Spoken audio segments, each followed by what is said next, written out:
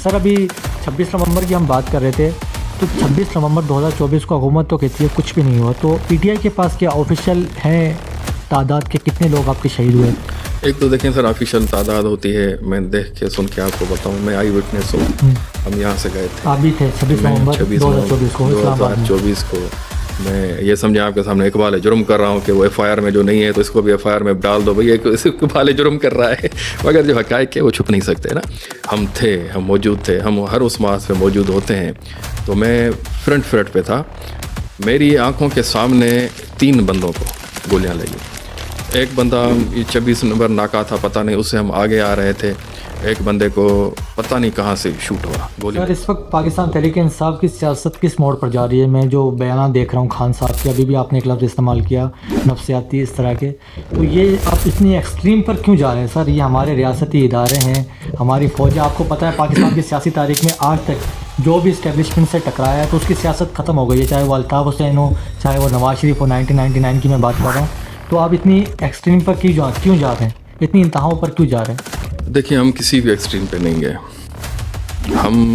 हमने तो अभी तक कुछ किया ही नहीं है। सर खान साहब का मैं बयान सुन रहा था फेसबुक पर, वो कह रहे थे कि आसिम मुनीर जहनी मरीज़ है। तो एक आर्मी चीफ के बारे में इस तरह के बयान मैं पे अगर खुल के आप पूछ रहे हैं तो मैं भी खुल के आपको सारी चीज़ें बताऊं।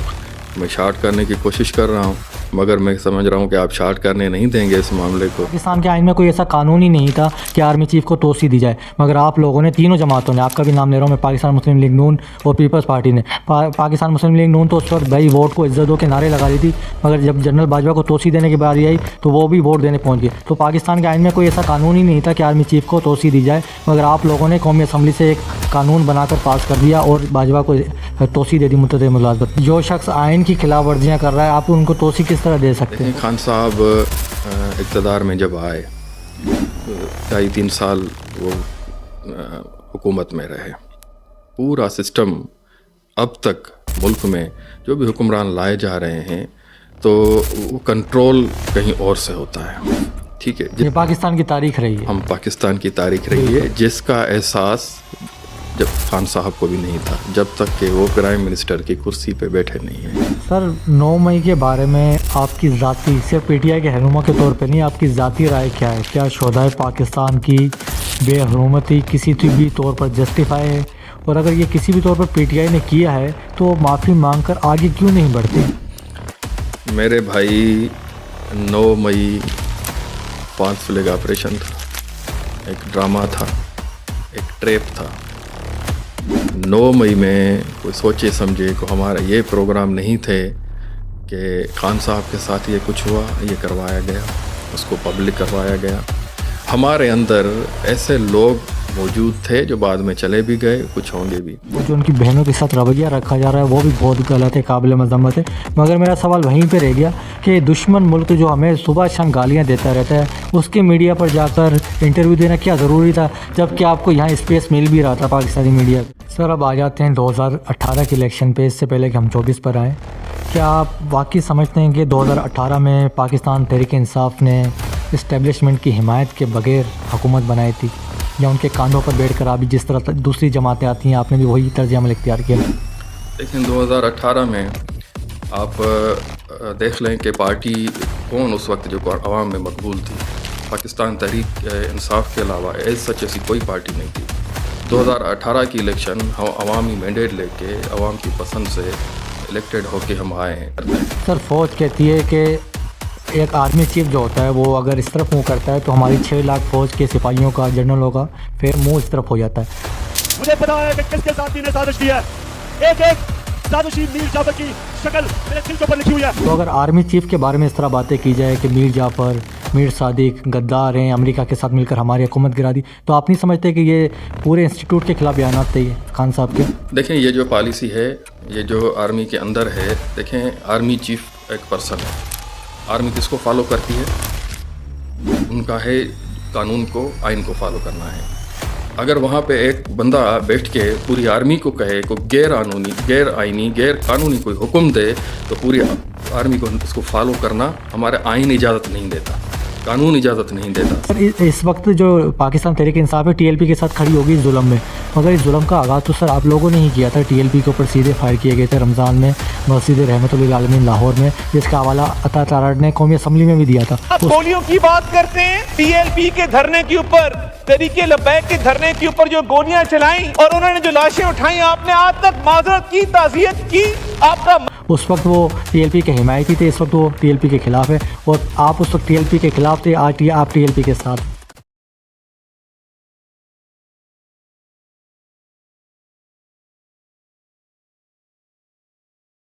अस्सलाम वालेकुम, मैं हूँ इरफान असलम। 1970 का इलेक्शन पाकिस्तान की तारीख का वाहिद शफाफ इलेक्शन था। उसके बाद से लेकर अब तक जितने भी इलेक्शन हुए हैं तमाम के तमाम मुतनाज़िर हैं, और 2018 और 2024 के इलेक्शन पाकिस्तान की तारीख के सबसे मुतनाज़िर रहे हैं। 2024 में पाकिस्तान तहरीक इंसाफ अपनी ज़्यादा सीटें होने का दावा करती रही, और हुकूमत पाकिस्तान मुस्लिम लीग नून ने इस्टेब्लिशमेंट की हिमायत से बनाई। इस वक्त पाकिस्तान तहरीक इंसाफ की सियासत किस मोड़ की तरफ जा रही है, इस सिलसिले में हमारे साथ बात करने के लिए मौजूद है पाकिस्तान तहरीक इंसाफ सिंध के सेक्रेटरी जनरल डॉक्टर मसरूर सियाल साहब। सबसे पहले तो सर अस्सलाम वालेकुम, नवाजिश आपके कीमती वक्त की, कैसे मिजाज है आपके? अल्हम्दुलिल्लाह अल्हम्दुलिल्लाह, आपकी बड़ी मेहरबानी जो आपने टाइम निकाला और इस काबिल समझा कि हमारे भी कुछ आप ले लें व्यूज़। थैंक यू सर इससे पहले कि हम आपकी पार्टी के हवाले से आपसे सवालात करें, सबसे पहले हम आपके बारे में जानना चाहेंगे कि आपने अपने सियासी सफ़र का आगाज़ किस तरह किया और पाकिस्तान तहरीक इंसाफ को ही क्यों ज्वाइन किया, इसकी क्या वजह है?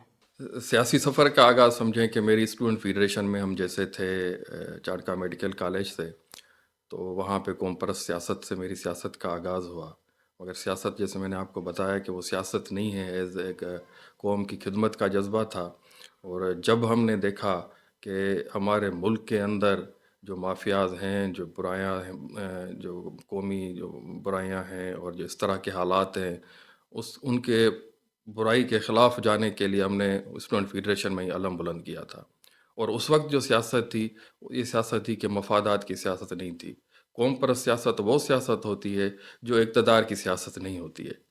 वहाँ से हमारा सियासत का हुआ। उसके बाद जब स्टूडेंट हमारी लाइफ कंप्लीट हुई तो उसके बाद एज सच कोई नहीं अपने प्रोफेशन में थे। फिर जब इमरान खान साहब को देखा और देखा कि ये वो मर्द मुजाहिद है, और उसकी चेक की हमने, हिस्ट्री चेक की, स्टडी की खान साहब को, तो उससे हम मुतासर हो गए कि ये वाहिद शख्स है जो पाकिस्तान की तकदीर बदल सकता है, जिसमें उम्मीदें नज़र आई। तो फिर हमने भी कोशिश की कि उसके साथ शामिल हो जाएं। अगर हम, ये हमारी सियासत नहीं है, इबादत है, कौम की खिदमत है। सियासत करते तो किसी सियासी मफाद परस्त पार्टी में होते। हम इसीलिए इमरान खान के साथ हैं कि बस वो कुछ लोग ऐसे होते हैं जो अल्लाह की तरफ से, जिनके दिल में वो चीज़ होती है, समझे हम खुदाई खिदमतगार हैं, खुदा की लोगों के लिए खुदा की तरफ से खिदमत कर रहे हैं। और इमरान खान के साथ इस उम्मीद से हैं कि इमरान खान ही कोई रेवोल्यूशन, कोई इनकलाब, कोई तब्दीली, कोई हकीकी पाकिस्तान के अंदर जो सियासत का जो नाम है वो ला सकते हैं। इसलिए हम खान साहब के साथ हैं। तो सर आप पीटीआई में इस वक्त आपका ओहदा क्या है? मैं सिंध का जनरल सेक्रेटरी हूँ। सिंध के जनरल सेक्रेटरी, तो मतलब इतनी तरक्की करते हो, इस ओहदे तक आप किस तरह पहुँचे? देखें, मैं 2016 में, 16 के अवाइल में समझें और 15 की एंड में समझें, मैं पाकिस्तान तहरीक इंसाफ में शामिल हुआ था। शमूलियत मेरी इंसाफ हाउस में डॉक्टर आरिफ अलवी साहब और हलीमा दिल शेख की जो ना वो मौजूदगी में हुई थी।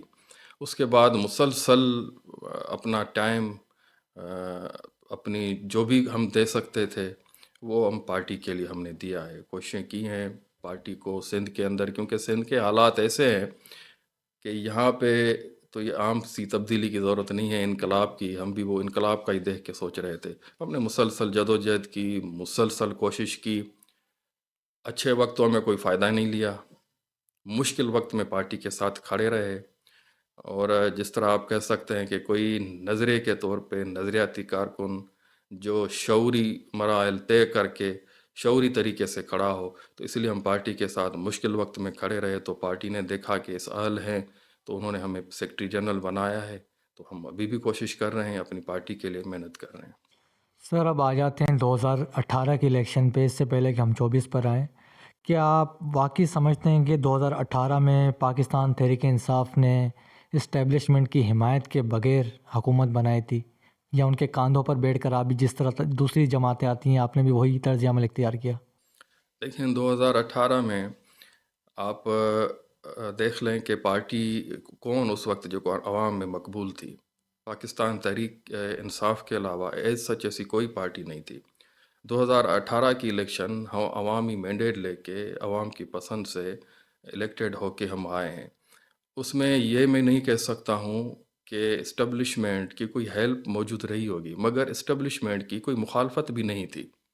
اسٹیبلشمنٹ پاکستان تحریک انصاف ایک پیج پر ضرور تھے، تو اس لیے یہ تاثر دیا جاتا ہے. وہ جو ہارنے والے ہیں وہ یہ کہتے ہیں کہ پی ٹی آئی 2018 میں اسٹیبلشمنٹ کے کاندھے پہ یا جنرلوں کے سپورٹ سے آئی ہے.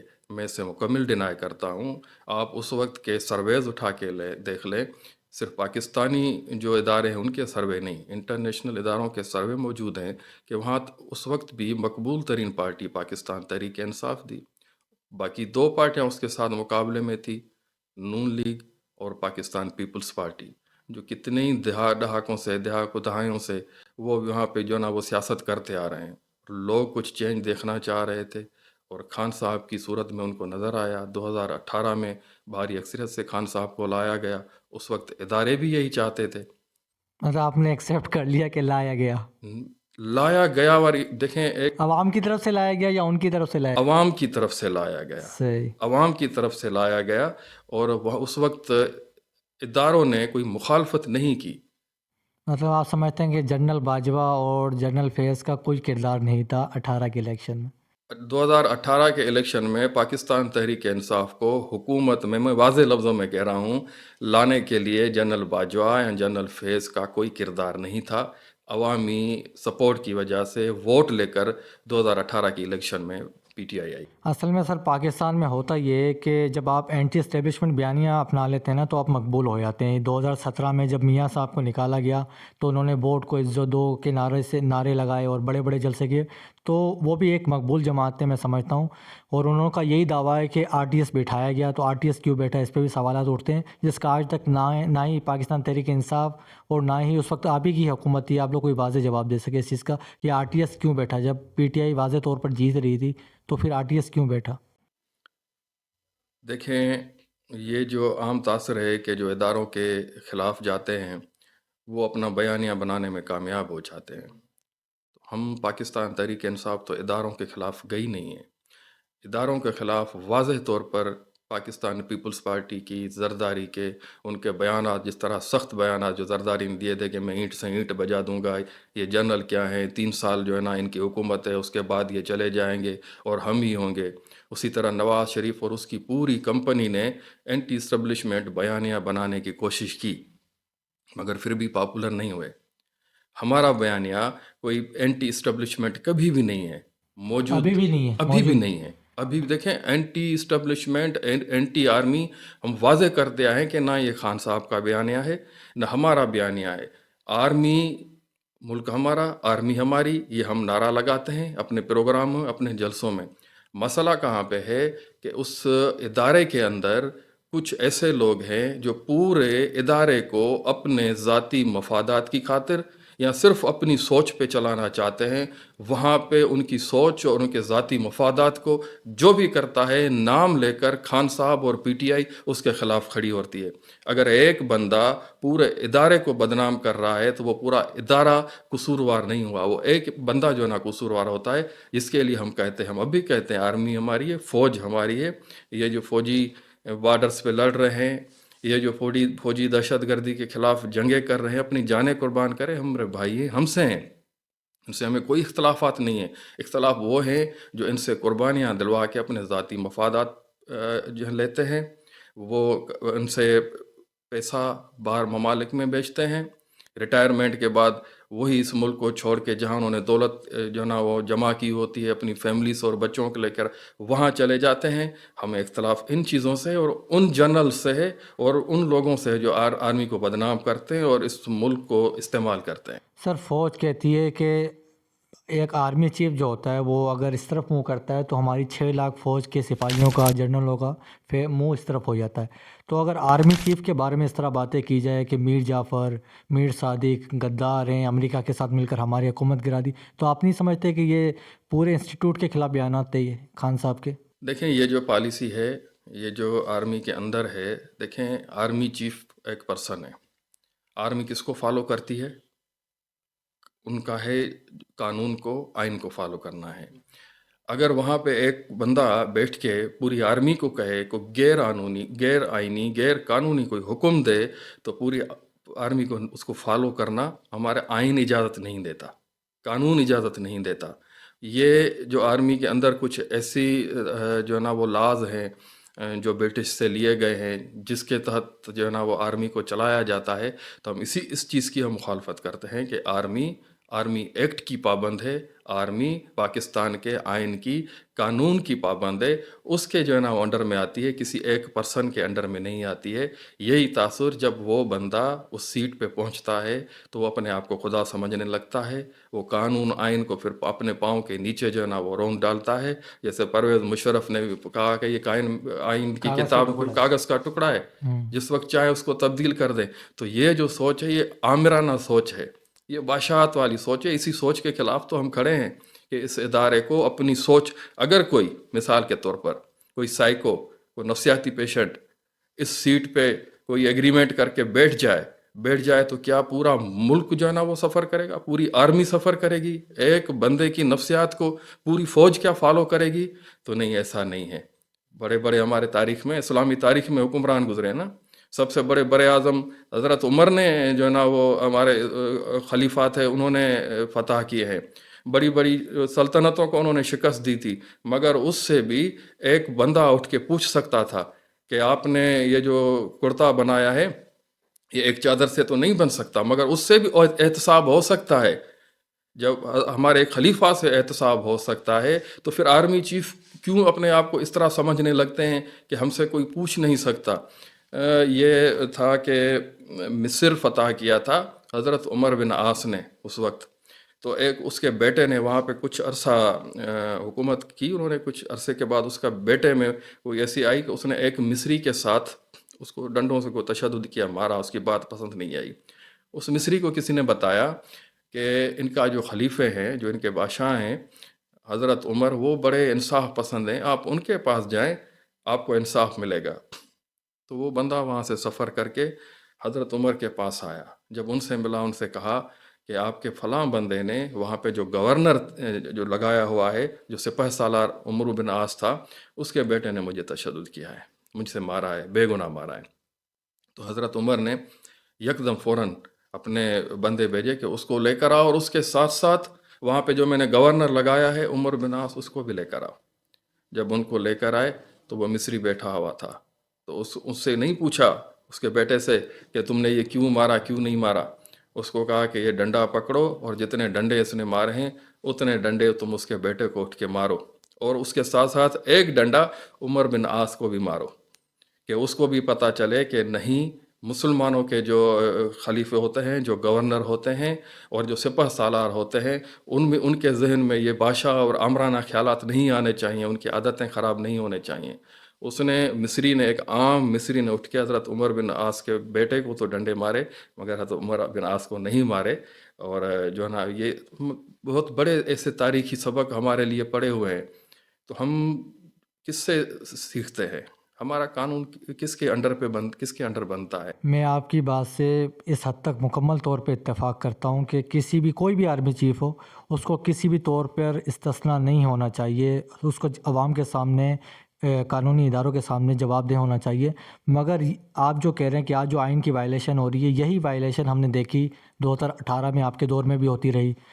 اور کیا نام ہے، یہاں ہم نے دیکھا کہ کراچی میں مریم نواز جب یہاں پہ ایک ہوٹل میں اسٹے کری ہوئی تھی تو وہاں پہ آئی جی کو اغوا کیا جاتا ہے. آپ کے دور کی بات بتا رہا ہوں، آئی جی کو اغوا کیا جاتا ہے، اس کے بعد اس سے وارنٹ پر سگنیچر کروائے جاتے ہیں، زبردستی آئی جی سندھ پولیس کا آئی جی سے زبردستی سائن کروائے جاتے ہیں اور دروازہ توڑ کر مریم کو گرفتار کیا جاتا ہے. اسی طرح اسلام آباد سے صحافی مطیع اللہ جان کو اغوا کر لیا جاتا ہے. تو یہی army chief general Bajwa, general فیض آئین کی مکمل मुकम्मल तौर पर खिलाफ वर्जियाँ करते रहे, तो आप लोगों ने इनके खिलाफ क्या किया? आपने तो उल्टा इनको वो दे दी, तोसी दे दी मुद्दत मुलाजमत में, तो आप लोग तो इनके खिलाफ कोई कार्रवाई नहीं करते रहे।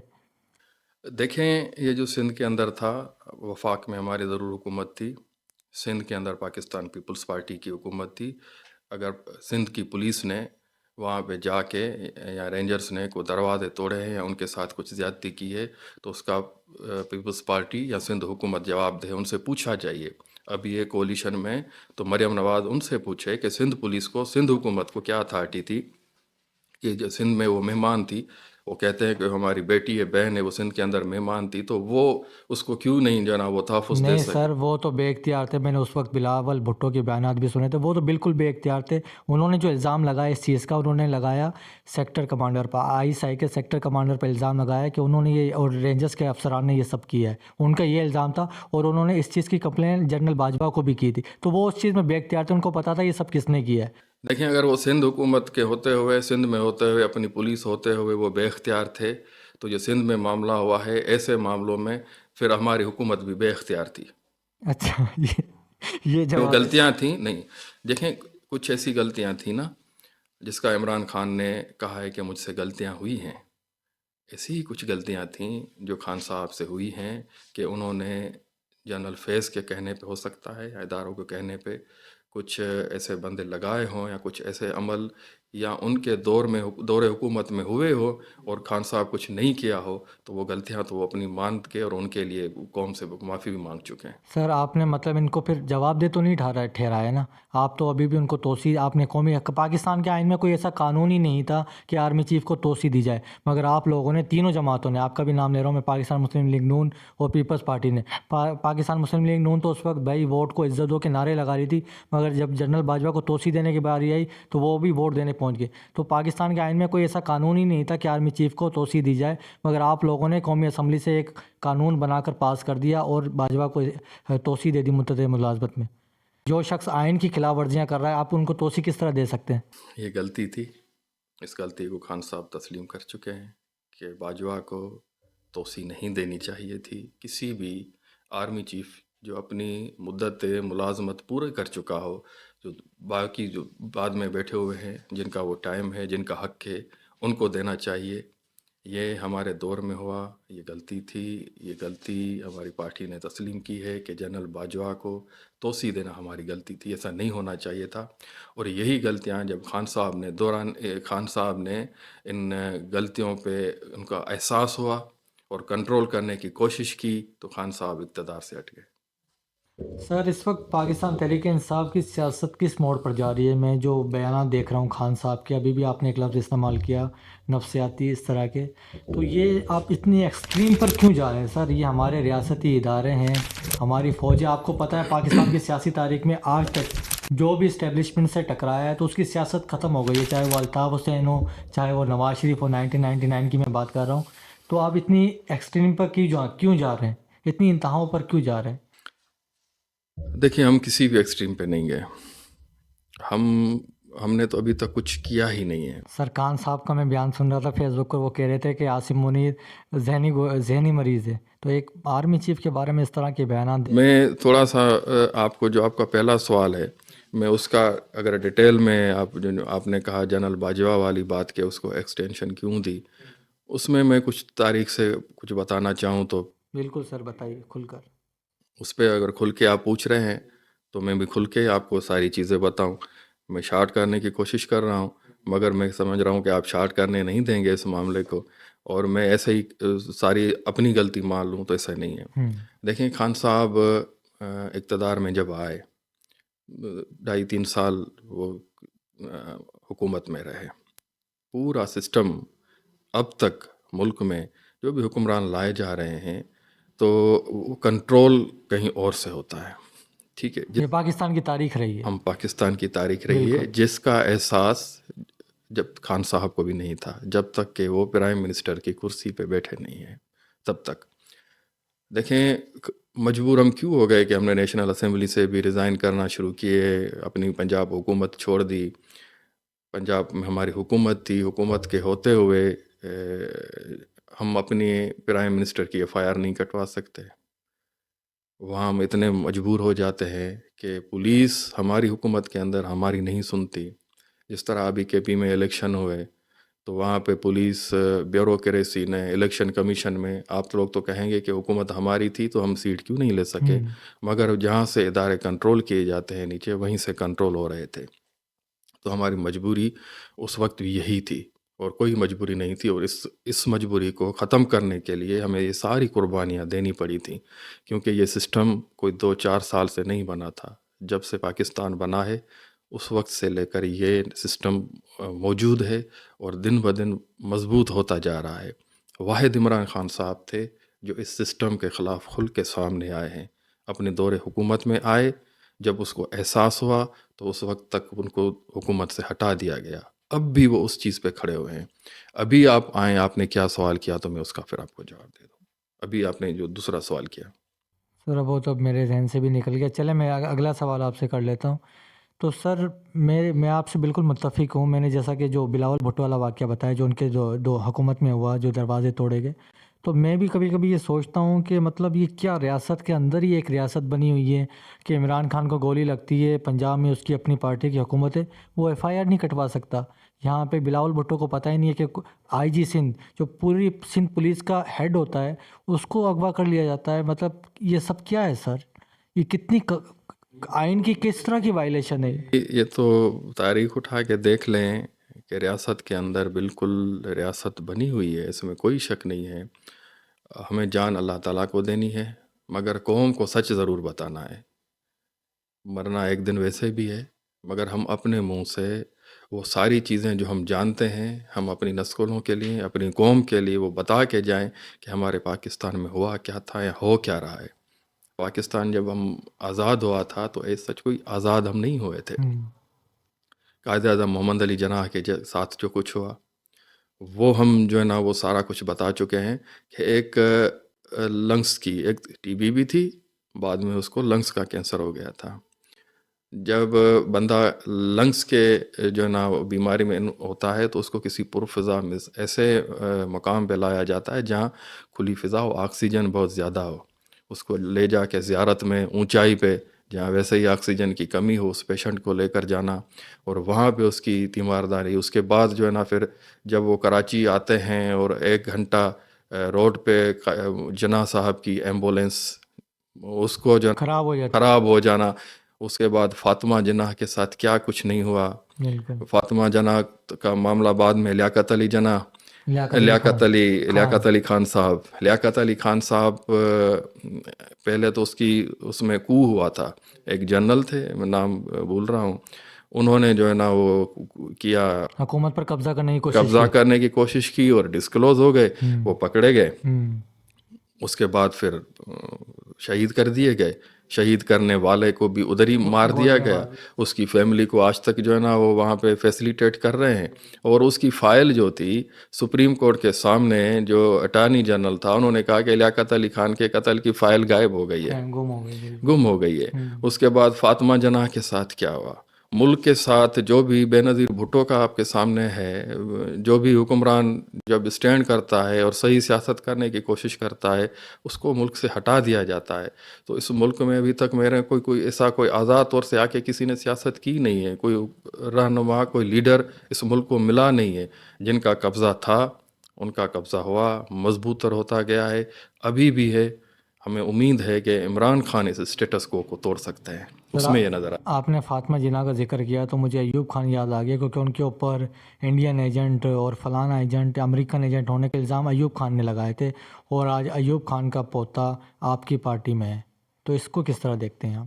دیکھیں، اگر باپ کا کردار کچھ ایسا رہا ہو تو اس کی سزا بیٹا نہیں پاتا.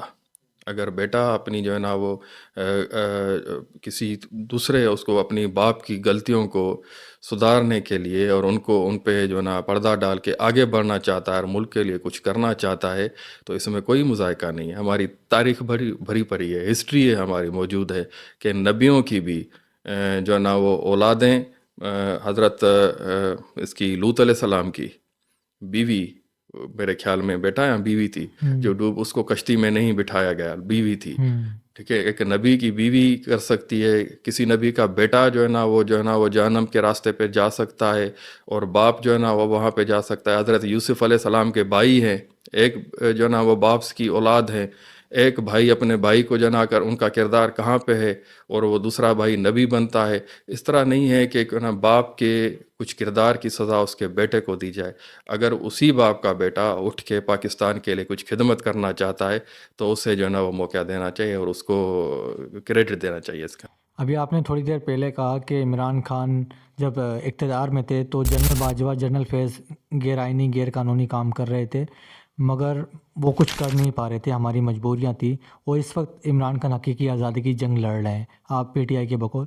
तो लोग और सियासी पंडित ये कह रहे हैं कि इसकी क्या गारंटी है कि इमरान खान जेल से बाहर आने के बाद वाकई में एक हकीकी अवामी नुमाइंदगी के लिए जिद्दोजहद करेंगे? इसकी क्या गारंटी है? क्या वो जनरलों के साथ दोबारा मिलकर इक़्तिदार हासिल करने के लिए कोशिश नहीं करेंगे? देखें, इसकी गारंटी ये है कि खान साहब जब से जेल के अंदर गए हैं या हुकूमत छोड़ के बाहर बैठे थे तो बहुत सारी खान साहब को डील्स ऑफ़र की गई। अगर अभी भी खान साहब वही सियासत करना चाहते, सिर्फ चाहते कि मैं प्राइम मिनिस्टर की कुर्सी पर पहुंच जाऊं, सिर्फ खान साहब चाहते कि मैं इक़्तिदार पे आऊं, तो आप जानते होंगे, आप सहाफ़ी हैं, कि बहुत सारे मौके खान साहब को मिल चुके हैं। अभी भी खान साहब के सामने डील पड़ी हुई है। इस वक्त भी उन्हीं जनरलों का सबसे पसंदीदा शख्स हुक्मरानी के लिए खान साहब है कि खान साहब आए, हमारी मर्ज़ी पे हुकूमत करे, हमारे साथ चले, तो हम खान साहब के साथ चलने के लिए वो सबसे ज़्यादा इजी हैं। मगर खान साहब ने अपने किरदार से साबित कर दिया कि वो अब इस तरह की कोई भी सियासत नहीं करना चाहते। वो खालिस जो है ना वो अपने मुल्क की जो हकीकी सियासत है, हकीकी नुमाइंदगी है और आज़ाद जो है ना वो सियासत करना चाह रहे हैं। किस तरह की डील है उन्हें ऑफ़र की गई? क्या क्या कहा गया इमरान खान साहब? खान साहब को अभी भी एक डील मौजूद है कि आप बाहर जो है ना निकलें, भले आप अपने घर में बनी गाला में रहें, मगर इस हुकूमत को 2 साल चलने दें, और ये जो आइनी तरामीम हुई हैं इसको भी जो है ना इसी तरह चलने दें। इस चीफ़ के साथ आप इजी रहें और इस मामलात को, ठीक है, जब इलेक्शन होगी उसके बाद हम न्यूट्रल इलेक्शन कराएंगे और आप आ जाना अपनी उस मैंडेट पे। ये तो अभी भी स्टिल जो है ना वो डील ये मौजूद डील है, ऑफ़र मौजूद है। है। अच्छा सर, पिछले दिनों से एक हंगामा बरपा है। इमरान खान की बहन ने, नौरीन खान ने, इंडियन मीडिया पे एक इंटरव्यू वगैरह दिया है, तो इस बारे में पीटीआई का क्या मौक़िफ़ है? देखें, खान साहब तो जेल में चले गए। खान साहब के साथ साथ खान साहब हज़ारों कारकुनों ने कुर्बानियाँ दी। वो जेलों के अंदर, आर्मी जेलों में चले गए। बड़े सीनियर लीडर हमारे वो अभी मौजूद हैं। खान साहब की फैमिली सफ़र कर रही है। खान साहब की बेगम साहिबा वो जेल के अंदर मौजूद हैं। उनके भांजे हसन न्याजी वो आर्मी के जो ना उसके जेल के अंदर मौजूद हैं। बहनें हैं बाहर, और बहनें क्या चाह रही हैं, अब तक उन्होंने क्या डिमांड की हैं। देखें, खान साहब की बहनों ने अभी तक सियासत में कोई किसी चीज़ की इंटरफेरेंस नहीं की, इन्वॉल्वमेंट नहीं की, ना किसी को कभी एहतजाज के लिए बुलाया है, ना कौम को कभी कोई एहतजाज का जो है ना वो आवाज़ दी है। खान साहब के लिए उसकी बहनें जाके अडियाला के बाहर हैं, जो उनका कानूनी हक़ है, जो कोर्ट आर्डर करता है। कोर्ट के आर्डर के मुताबिक 2 दिन, मंगल और थर्सडे, खान साहब की मुलाकात करवानी उनके वकला से और उनकी बहनों से, और ये कोर्ट के हुक्म से वहाँ पे जाती हैं और उनको मुलाकात नहीं दी जाती। अभी भी जो नौरीन साहिबा के साथ और उनकी बहनों के साथ जो वहाँ पे पुलिस ने और इदारों ने रवैया फिर जो रवैया, तो इंतहाई जो है ना वो काबिल मज़म्मत है, इसमें कोई बहुत काबिल मज़म्मत। नहीं। सर, मेरा सवाल वहीं पे रह गया। आप बिल्कुल ठीक कह रहे हैं, उनकी बहनों को हक़ है उनके भाइयों से मिलने का, जबकि अदालत परमिशन दे रही है, तो ये कौन होते हैं रोकने वाले? इसमें मैं आपके साथ मुकम्मल तौर पे इत्तेफाक करता हूँ। और जो उनकी बहनों के साथ रवैया रखा जा रहा है वो भी बहुत गलत है, काबिल मज़म्मत है। मगर मेरा सवाल वहीं पर रह गया कि दुश्मन मुल्क जो हमें सुबह शाम गालियाँ देता रहता है, उसके मीडिया पर जाकर इंटरव्यू देना क्या ज़रूरी था, जबकि आपको यहाँ स्पेस मिल भी रहा था पाकिस्तानी मीडिया? नहीं, अगर पाकिस्तानी मीडिया में तो कोई स्पेस नहीं है। पाकिस्तान के जितने चैनल हैं ये जो होते हैं वो तो बिल्कुल एक क्या कहते हैं, कंट्रोल्ड मीडिया है, और वो जो ना वो चीज़ें दिखाई जाती हैं जो उनको बताई जाती हैं। बाकी नौरीन साहिबा कभी किसी इंडिया के चैनल पे नहीं गई हैं। جتنے بھی انٹرنیشنل چینل ہیں جو وہاں پہ موجود ہیں آتے ہیں تو ان کا وہ انٹرویو دے دیتی ہے. وہ کوئی وہ انڈیا نہیں گئی ہے, کوئی باہر ممالک میں نہیں گئی ہے کہ اس چینل کو وہ انٹرویو دینے کے لیے. اگر جتنے چینل ہیں ان کے ساتھ کوئی انڈین چینل وہاں پہ موجود ہے یا کسی نے اس کو وہ لائن پہ لیا ہے تو وہ بڑی بات نہیں ہے. اچھا مطلب سمجھتے ہیں یہ کہ صحیح ہے ایک انڈین چینل کو انٹرویو دینا, کوئی دقت کی بات نہیں ہے. دیکھیں اس میں کوئی دقت کی بات نہیں ہے. دشمن ملک ہے سر, ہمارے لیے تو دقت کی بات ہے. پی ٹی آئی کے بہت سے لوگ, آپ کہہ رہے ہیں کہ آپ کو اسپیس نہیں دیا جا رہا, تو علی محمد خان آپ کے دوسرے رہنما تو روزانہ میڈیا پر آ رہے ہیں, تو کس طرح کا اسپیس چاہیے آپ کو؟ دیکھیں یہ جو کچھ ہوا اڈیالہ جیل میں ہوا, 9 مئی کا جو واقعہ ہوا, اس کے بعد جو کچھ بھی ہو رہا ہے, میڈیا آپ کو کیا بتا رہا ہے؟ علی محمد خان جا کے وہاں پہ اپنا جتنا بیانیہ رکھنے کی کوشش کرتے ہیں وہ رکھتے ہیں. خبریں جو چلائی جاتی ہیں, جو قوم کو بتایا جاتا ہے, وہ سب کچھ غلط ہوتا ہے. الیکشن کے بعد کیا 9 مئی کا بیانیہ ٹی وی چینلز میں کیا بتایا گیا, 26ویں 27ویں ترمیم کے بارے میں ٹی وی چینلز پہ کیا بتایا جاتا ہے, اس ملک میں جو اسٹرگل چل رہی ہے, جو وکلا کر رہے ہیں جو آئین کی پاسداری کے لیے, آپ کے ٹی وی چینل کہاں دکھا رہے ہیں؟ یہ جو ججز ریزائن کر رہے ہیں وہ اس طرح سے جو نا کہاں پہ جو نا ٹی وی چینلز پہ دکھایا جا رہا ہے؟ علیمہ خان آپا کے ساتھ جو کچھ وہاں پہ ہوتا ہے, کسی نے آ کے بدتمیزی کی, کسی نے انڈا مار دیا, کچھ احتجاج جو نا جیسے اس طرح سے وہ کہاں پہ جو نا وہ ٹی وی چینلز پہ دکھایا جاتا ہے؟ یہ تو ہم بھی دیکھ رہے ہیں, آپ بھی. میں تو اگر کوئی ٹی وی چینل کھول کے اس کی نیوز دیکھتا ہوں تو میں سمجھتا ہوں 2 منٹ سے زیادہ میں دیکھ نہیں سکتا ہوں, طبیعت خراب ہونے لگتی ہے. صرف مریم نواز شریف نے یہ کر دیا, اس نے یہاں پہ یہ ہو گیا, وہ ہو گیا, آرمی چیف نے یہ دورہ کر دیا, اس نے یہ, ایسی جھوٹ کی بے بنیاد بس صرف اور صرف تعریفی وہ جو نہ پڑھائے جاتے ہیں, ہمارے قوم کو بیوقوف بنایا جا رہا ہے.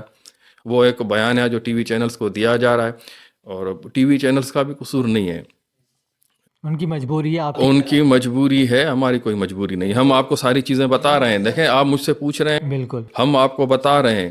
ٹی وی چینلز جب انہوں نے بتانے کی کوشش کی تو انہوں نے کس کس طرح سے جو نا بھگتا, اے آر وائی نے کیا بھگتا, وول ٹی وی کے ساتھ کیا ہوا. آپ جو نا جانتے ہیں ابھی بھی آپ کے کچھ صحافی حضرات بند ہوں گے, کچھ گمشدہ ہوں گے, کچھ ملک سے جو نا وہ باہر بھاگ گئے, کسی کو مار دیا گیا, کسی کی زبان کاٹ دی گئی. یہ ساری زبان بندی کیوں ہو رہی ہے؟ یہ اسی وجہ سے ہو رہی ہے کہ وہ آزاد جو پرسپشن ہے وہ عوام تک جو نا وہ نہ پہنچے. آواز کو بند کرنے کی کوشش کی جا رہی ہے, وہی ہے. باقی کچھ ہیں ابھی باہر بیٹھ کے کام کر رہے ہیں. اگر یہ میڈیا کچھ کرتا تو ان صحافیوں کو باہر جانے کی ضرورت کیا ہوتی؟ یا لوگ جو بھی بات کرتا ہے, جو یہ نہیں کہتا ہوں, جو آزاد اور سچی بات کرتا ہے اس کو ٹی وی چینل نوکری سے برخاست کر دیتا ہے, ہٹا دیتا ہے. بالکل. اگر ایسا نہ ہو, یہ ٹی وی چینل سب کچھ سچ دکھا رہے ہوں تو بٹھاؤ بھائی ان صحافیوں کو, اپنے جو چینل تھے واپس کرو, ان پہ بٹھاؤ. جو بیانیہ نیوٹرل ہے وہ بیانیہ چلاؤ. یہ تو کنٹرولڈ میڈیا, کنٹرول بیانیہ چلا. یہ میڈیا اس وقت کنٹرول ہے, میں آپ کی بات سے اتفاق کرتا ہوں, مگر آپ کے دور میں بھی یہی میڈیا تھا, یہی کنٹرول تھا. حامد میر کے اوپر پابندی بھی آپ کے دور میں لگی, اور صحافی متی اللہ جان کو بھی آپ کے دور میں اغوا کیا گیا. تو ہر دور میں سر ہوتا رہا ہے ریاست کے اندر. ریاست جس طرح ہم نے پہلے بات کی ہے تو یہ دیکھیں متی اللہ جان بھی آپ کو بتائے گا, حامد میر بھی بتائے گا. اب جو بتاتے ہیں آپ ان سے سن لیں, پھر مجھ سے یہ سوال کرنے کی ضرورت ہی نہیں پڑے گی آپ کو. وہ اپنے جو نا پوری وضاحت کر چکے ہیں. سر آپ کے دور میں تو ہوا نا, رسپانسبل تو آپ ہی ہوں گے. جو چیف ایگزیکٹو ہوگا وہی رسپانسبل ہوگا. جس طرح شہباز شریف, چاہے کٹ پتلی ہے شہباز شریف, مگر چیف ایگزیکٹو تو اس ملک اس وقت آئینی طور پر وہی ہے, تو ان کے اوپر رسپانسبلٹی جائے گی. دیکھیں کام کرنے والے جو بیٹھ کے پیچھے کنٹرول کرتے ہیں, انہوں نے صرف چھوٹی سی مقدار میں, مائنیوٹ اس میں ضرور ہماری حکومت میں بھی جو خان صاحب کی نالج میں نہیں ہوگا تو وہ انہوں نے اس طرح کچھ کیا ضرور ہوگا. مگر جو اب ہو رہا ہے اتنی اس طرح اور اس تعداد میں اوپنلی کبھی بھی خان صاحب کے اس میں دور میں نہیں ہوا تھا. کوئی اکا دکا واقعہ ہے جو آپ سنا رہے ہیں, یہاں تو لاتعداد واقعوں کی جو نا وہ ایک فہرست بنی ہوئی ہے. سر ابھی حالیہ دنوں میں 2 ترمیم آئی, ایک 26ویں ترمیم آئی, اس میں جو رہی صحیح کثر تھی انہوں نے پھر 27ویں میں پوری کر دی. اس کو پی ٹی آئی کس طرح دیکھتی ہے؟ پی ٹی آئی اس کو مسترد کر چکی ہے. یہ غیر آئینی, جس طرح 26ویں آئینی ترمیم کو لایا گیا, کسی طرح ممبرس اسمبلی کو, ایم این ایس کو, سینیٹرز کو دیکھا آپ لوگوں نے, ایک تو پیسے دے کے جو نہیں آ رہا تھا, ڈرا کے کسی کے بیٹے کو, کسی کی وائف کو, ساری چیزیں جو ہے نا وہ پبلک ہوئی ہیں. ان کو لا کے غیر آئینی جو ہے نا وہ ترامیم پاس کرائی گئی. 26ویں ترامیم جو پہلے ہوئی اس میں تو سپریم کورٹ کا جو بھی رٹ تھی اس کو ختم کر دیا گیا, ٹوتھ لیس کر دیا گیا. اس کو سپریم کورٹ کچھ کر نہیں سکے. منصور علی شاہ آنے والے چیف جسٹس سے, مندو خیل صاحب جو ہے نا وہ سپریم کورٹ میں بیٹھے ہوئے تھے, ان کو ان سے خطرہ تھا انہوں نے اپنی طریقے سے سارے سپریم کورٹ کو حکومت کے ماتحت کر دیا.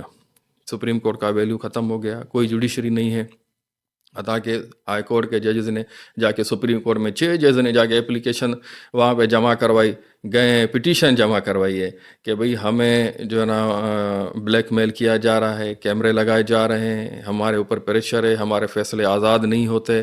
ہمارے کہاں تک نہ ان کی اپلیکیشن کو سنا گیا نہ کچھ. 26 آئین ترمیم سپریم کورٹ کو اور تمام کورٹوں کی جو آزاد حیثیت تھی اس کو ختم کیا گیا. 27 ترمیم آنے کے بعد تو کیا میں اس کو, مجھے لفظ نہیں ملتے. ایک اس میں جو استثناء والا معاملہ کیا گیا کہ اس کے جو بینیفیشری ہوئے ایک ہمارے فیلڈ مارشل صاحب اور ایک پریزیڈنٹ آف پاکستان آصف زرداری صاحب. پہلے میں آصف زرداری کا آپ کو بتاؤں کہ آپ بھی جانتے ہوں گے کہ پاکستان کا بچہ جانتا ہے کہ جب اس نے سیاست میں بھی قدم جب رکھا, جب بے نظیر بھٹو سے اس کی شادی ہوئی تھی, تو اس وقت یہ بندہ مسٹر 10% مشہور ہوا تھا. اس کے بعد ایسے بندے کے اوپر جو کتنے قتل کے الزام ہیں, میر مرتضیٰ بھٹو کے قتل کا الزام اس بندے پہ آتا ہے, جو کیسوں جو نا بھگت ساری میڈیا کو پتہ ہے. اسٹیل مل کے ایکس چیئرمین تھے میرے خیال میں ساجد حسین, اس کے قتل کا الزام. عالم بلوچ کے قتل کا الزام. ہائی کورٹ کے ایک جج تھے نظام محمد, اس کے قتل کا الزام. حتیٰ کہ محترمہ بے نظیر بھٹو کی قتل کا الزام بھی اس بندے کے اوپر جو ہے نا وہ آتا ہے. اس کے اپنے قریبی ساتھیوں نے, پرویز مشرف نے بھی آخر میں بیان دیا تھا کہ محترمہ کا جو شہادت ہے, جو قتل ہے, اس میں جو سب سے زیادہ بینیفیشری ہے یہ آصف زرداری ہے, اور اس کے قتل میں انوالو یہ آصف زرداری ہے. اور جو اس کے سیکیورٹی میں جو چیف سیکیورٹی آفیسر لگا ہوا تھا خالد شہنشاہ, جو خان صاحب جو محترمہ کی گاڑی کے اندر اس وقت موجود بھی تھا, بعد میں اس کو بھی جو ہے مار دیا گیا. جلسے میں بھی موجود تھا, اس کی ویڈیو جلسے میں بھی موجود تھا, اس کی کوئی مشکوک ویڈیوز آئی تھی, اس کو وہاں پہ لگانے والا آصف علی زرداری تھا. کہتے ہیں کہ بھئی کال کس نے کی تھی محترمہ کو, گاڑی کی چھت توڑ کے وہاں پہ آرٹیفیشل یہ جو بنایا گیا تھا کس نے بنایا تھا, وہ بلیک بیری میں آج تک کال کا ریکارڈ نہیں ان کو مل سکا کہ کال کرنے والا جو ہے نا کون تھا.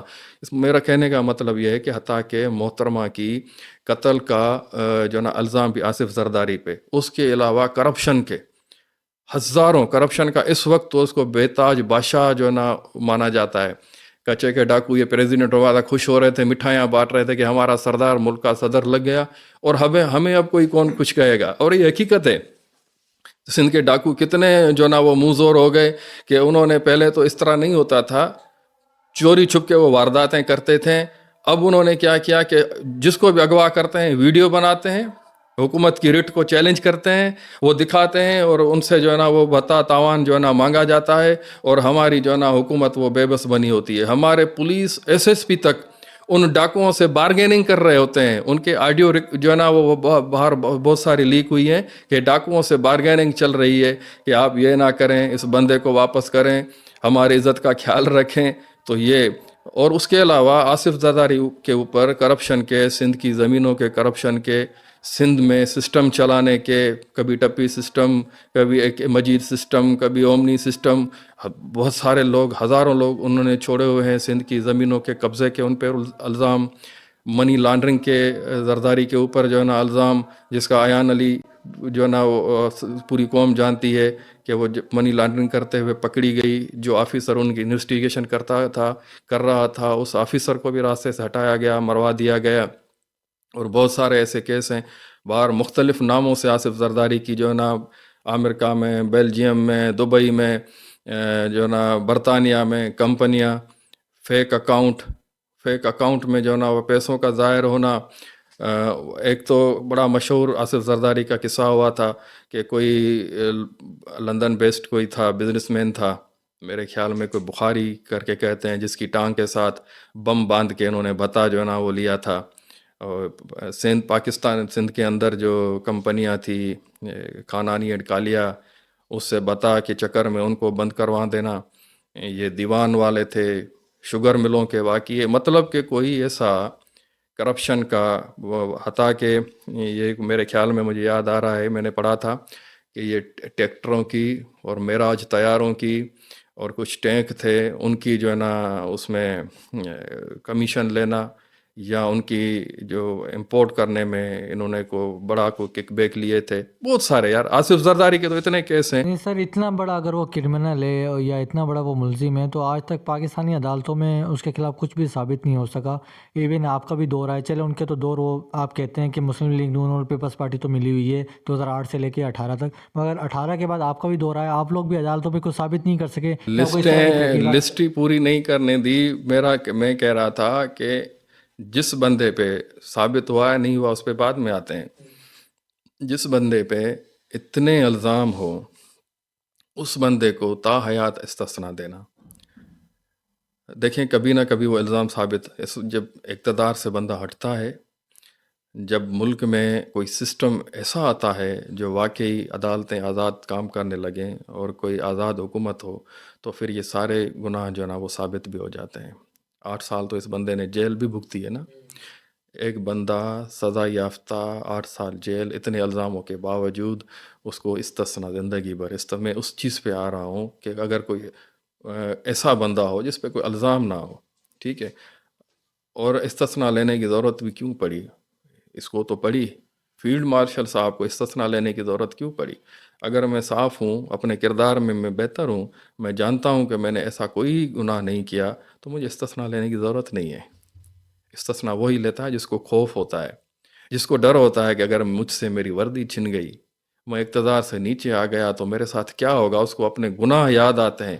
وہ کہتا ہے کہ میں اپنے آپ کو ایسا قانونی شیلٹر دوں کہ کوئی مجھے کچھ نہ کر سکے. جو جتنا زیادہ کرپٹ ہوتا ہے، جتنا اس کو خوف ہوتا ہے، وہ اتنا استثنا اور اس طرح کا کورج جو ہے نا کوج لینے کی کوشش کرتا ہے. تو میں کہتا ہوں یہ وہی جو ہے نا ہمارے قانون کے ساتھ، آئین کے ساتھ کھلواڑ ہوا ہے. ہمیشہ آئینی ترامیم پاس کی جاتی ہیں عوامی حقوق کی حفاظت کے لیے اور عوام کے ان کے تحفظ کے لیے کی جاتی ہیں. ہمارے ہاں جو بھی کی جاتی ہیں، اقتداری ٹولہ اپنے اقتدار کو مضبوط کرنے کے لیے، محفوظ کرنے کے لیے ایسی زبردستی کی آئینی قوانین جو ہے نا وہ پاس کروا رہے ہیں. چلیں سر، اب سندھ کا رخ کرتے ہیں. سندھ میں آپ کی جماعت ہے، مولانا فضل الرحمان کی جماعت ہے، دیگر قوم پرست جماعتیں، ایون جی ڈی اے بھی بنی تھی، مگر اس کے باوجود آپ تمام مل کر بھی پیپلز پارٹی کو شکست نہیں دے سکے. اس کی کیا بنیادی وجہ ہے؟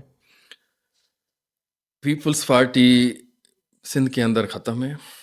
پیپلز پارٹی اس وقت جو سندھ کے اندر دکھا رہی ہے، اپنا اقتدار بنا رہی ہے، وہ صرف اور صرف اپنی طاقت کی بنیاد پہ ہے. 2018 کی الیکشن میں کراچی میں ہم نے سیٹیں لیں. پوری سندھ سے ہم نے جہاں پہ جو ہمارا بندہ ان کے سسٹم کو فیس کر سکتا تھا وہ وہاں سے جیتا. شکارپور سے ہم نے جیتا، ہمارے ابڑو صاحب ٹکٹ سے جیتے، سمرو صاحب جیتے، حتیٰ کہ گھوٹکی ڈاکوؤں کے جا کے وہاں پہ شر صاحب جیتے ہیں. کراچی سے ہم نے بہت ساری ایم پی ایس کی، ایم این ایس کی سیٹیں ہم نے لی ہیں. تو اس کا کیا مقصد ہے کہ سندھ کے اندر پی ٹی آئی آلریڈی موجود ہے. پاکستان پیپلز پارٹی کا جو یہاں پہ قبضہ ہے وہ صرف اور صرف طاقت کی بنیاد پہ ہے کہ وہ آج سے نہیں، کافی دہائیوں سے وہ حکومت میں رہی ہے. تو حکومت میں رہنے کے باوجود انہوں نے ایک سسٹم بنایا ہوا ہے لوگوں کو کنٹرول کرنے کا. ایک وہ کنٹرول کرتے ہیں اداروں کے ذریعے، سب سے بڑا پولیس کے ذریعے، اس کے بعد کمشنری ہے جو بیوروکریسی سسٹم ہے اس کے ذریعے کنٹرول کرتے ہیں. اس کے علاوہ ان کے ہاں وڈیرے ہیں. الیکٹیبلز جیسے الیکٹیبل الگ چیز ہو گئی. الیکٹیبل کے انڈر میں بھی، نیچے بھی ہر علاقے کے وڈیرے مقرر ہیں جو وہاں کے لوگوں کو کنٹرول کرنے کے لیے وہاں پہ ہیں. اس کے علاوہ یہ سب ہونے کے باوجود ایک بڑا ڈاکو سسٹم، دھاڑیل سسٹم، وہ پیپلز پارٹی کے یہ جتنے بھی دھاڑیل ہیں یہ ان ختم ہو سکتے ہیں، مگر کیوں نہیں؟ اتنے ادارے ہونے کے باوجود یہ ہمارا ان میں گھوٹکی میں بڑی بنی ہوئی ہے کور، پوری کیا کہتے ہیں اس کو، چھاونی بنی ہوئی ہے. اس چھاونی دیوار کے 7 ڈاکو ہیں. کیا یہ پوری چھاونی جہاں پہ ہے تو ارد گرد کے لوگوں کو وہ چھاونی تحفظ نہیں دے سکتی؟ وہ کچے کے ایریا کو سب سے زیادہ ڈاکو وہاں پر کیوں ہے؟ کیونکہ یہ نمائندے، یہ حکومت، یہ ادارے سارے اس چیز میں ملے ہوئے ہیں کہ یہ سب مل جل کے یہاں کے لوگوں کو انہوں نے غلام بنایا ہوا ہے. محبت کوئی نہیں ہے، کوئی ان کا لوگوں کے ووٹ کی اس بنیاد پہ کوئی ان کے پاس اقتدار نہیں ہے. آپ کچھ عرصے کے لیے پیپلز پارٹی کو حکومت سے الگ کر کے دیکھ لیں، لوگوں کو آزاد فیصلہ کرنے کا اختیار دے دیں، اس کے بعد دیکھیں. جب الیکشن ہوتے ہیں ان کے جو نمائندے ہیں لوگوں میں نکل نہیں سکتے، وہ کوئی بڑا پروگرام نہیں دے سکتے، اور اتنی ان کے مخالف جو نا پوری سندھ کے اندر جو نا آوازیں اٹھتی ہیں، پوری سندھ ان کے خلاف اٹھ کے کھڑا ہوتا ہے، تو یہ مجبور ہو جاتے ہیں، ایسے ایسے بیان دیتے ہیں آپ کے ووٹوں کی ہماری ضرورت نہیں ہے. بہت سارے لوگوں نے جو نا وہاں پہ ان کی جو نا انسلٹ کی، وہاں پہ نکل نہیں سکتے تھے الیکشن کمپین میں، اور جب رزلٹ آتا ہے تو وہ یہ جیت جاتے ہیں. تو یہ سسٹم کے ذریعے جیتتے ہیں، یہ عوام میں ان کی مقبولیت نہیں ہے. جس وقت بھی سندھ کے اندر کوئی ایسا ماحول آیا، کوئی ایسی سیاسی صورتحال پیدا کہ الیکشن جو نا وہ شفاف ہوئے، تو پاکستان پیپلز پارٹی نہیں آئے گی. پاکستان پیپلز پارٹی نے سندھ کو تہس نہس کر دیا ہے، برباد کر دیا ہے. سندھ کا انفراسٹرکچر تباہ ہے، سندھ کا تعلیمی نظام تباہ ہے، سندھ میں کوئی صحت کا نظام نہیں ہے، بے روزگاری بہت بڑھ گئی ہے، لوگ خودکشیاں کرنے پر مجبور ہیں. دیا کیا ہے جو لوگ ان کو جو نا وہ بار بار لے کر آئیں گے؟ صرف اور صرف پیپلز پارٹی کا قبضہ ہے. جس وقت یہ قبضہ ختم ہوا، آپ لوگ دیکھو گے کہ پیپلز پارٹی یہاں پہ گنے چنے لوگ ان کے جو نا جن کا اپنا کو اچھا کردار ہے وہ آ سکیں گے، ورنہ نہیں آئیں گے. لوگوں کی سخت ترین شدید نفرت ہے. اگر آپ میرے ساتھ پورا اندرون سندھ میں آپ کو وزٹ کرواؤں، آپ 100 لوگوں سے ملیں، اس میں 90% لوگ جو نا آپ کو پیپلز پارٹی کے خلاف جو نا شکایت کرتے نظر آئیں گے.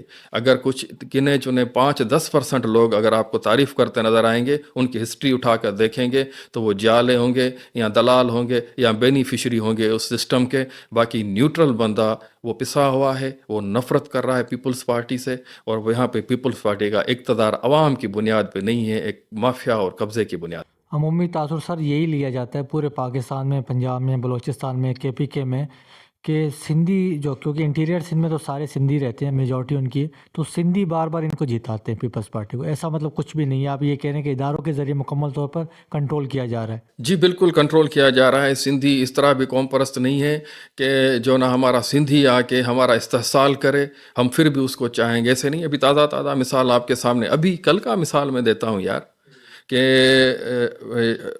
ہمارا یہ جو وکلا کا جو نیا لیڈر وڑائچ صاحب، عامر وڑائچ سندھی تو نہیں ہے، پنجابی ہے، پنجابی ہے. اس کو سندھیوں نے اپنے آنکھوں پہ بٹھایا ہے، سر پہ بٹھایا ہے، اس کو سونے کے تاج پہنائے ہیں، اس کو اتنی اجرکیں پڑی ہیں کہ آج تک کسی سیاسی لیڈر کو اتنی اجرکیں نہیں پڑی جتنی سندھیوں نے اس کو عزت دی ہے. اگر سندھی یہ ہوتے کہ نہیں صرف قوم پرستی نہیں، اس نے آواز اٹھائی سندھ کے لیے، سندھ اس کے ساتھ کھڑی ہو گئی. سرفراز میتلو صاحب پیور سندھی ہیں، کھیرپور سے ان کا پیرگوٹ سے تعلق ہے.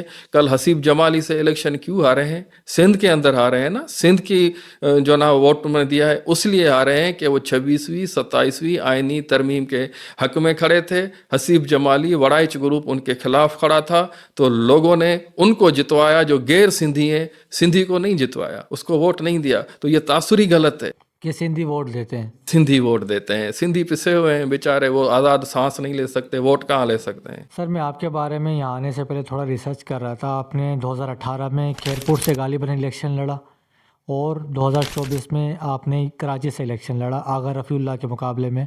تو کیا 2018 میں آپ نے کھیرپور سے لڑا تھا؟ اور میں نے 2018 میں جہاں پہ آپ بیٹھے ہوئے ہیں 229 تھا، میں نے یہاں سے الیکشن لڑا.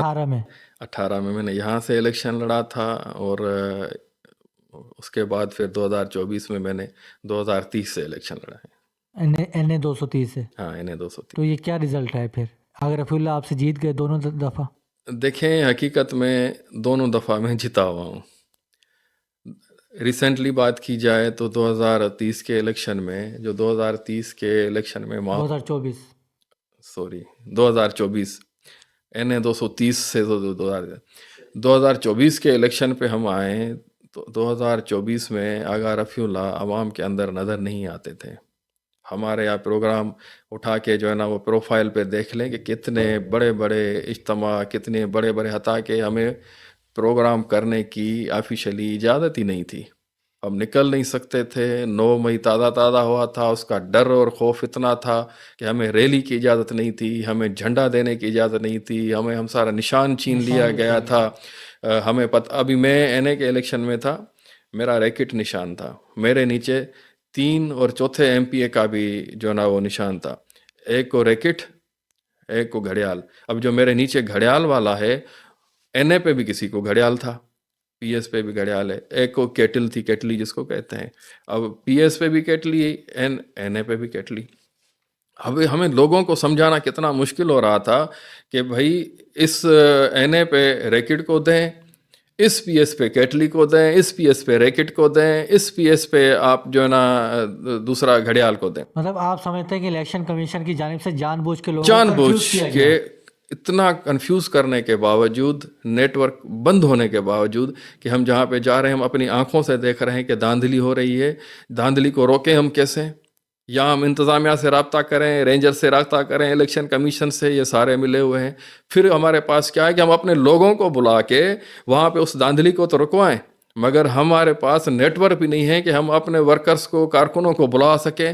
وہاں صرف دیکھنے کے علاوہ اگر ہم وہاں پہ آواز اٹھائی تو وہاں پہ لڑائی جھگڑا، اور وہ اس کے باوجود بھی 230 سے ہم الیکشن جیتے.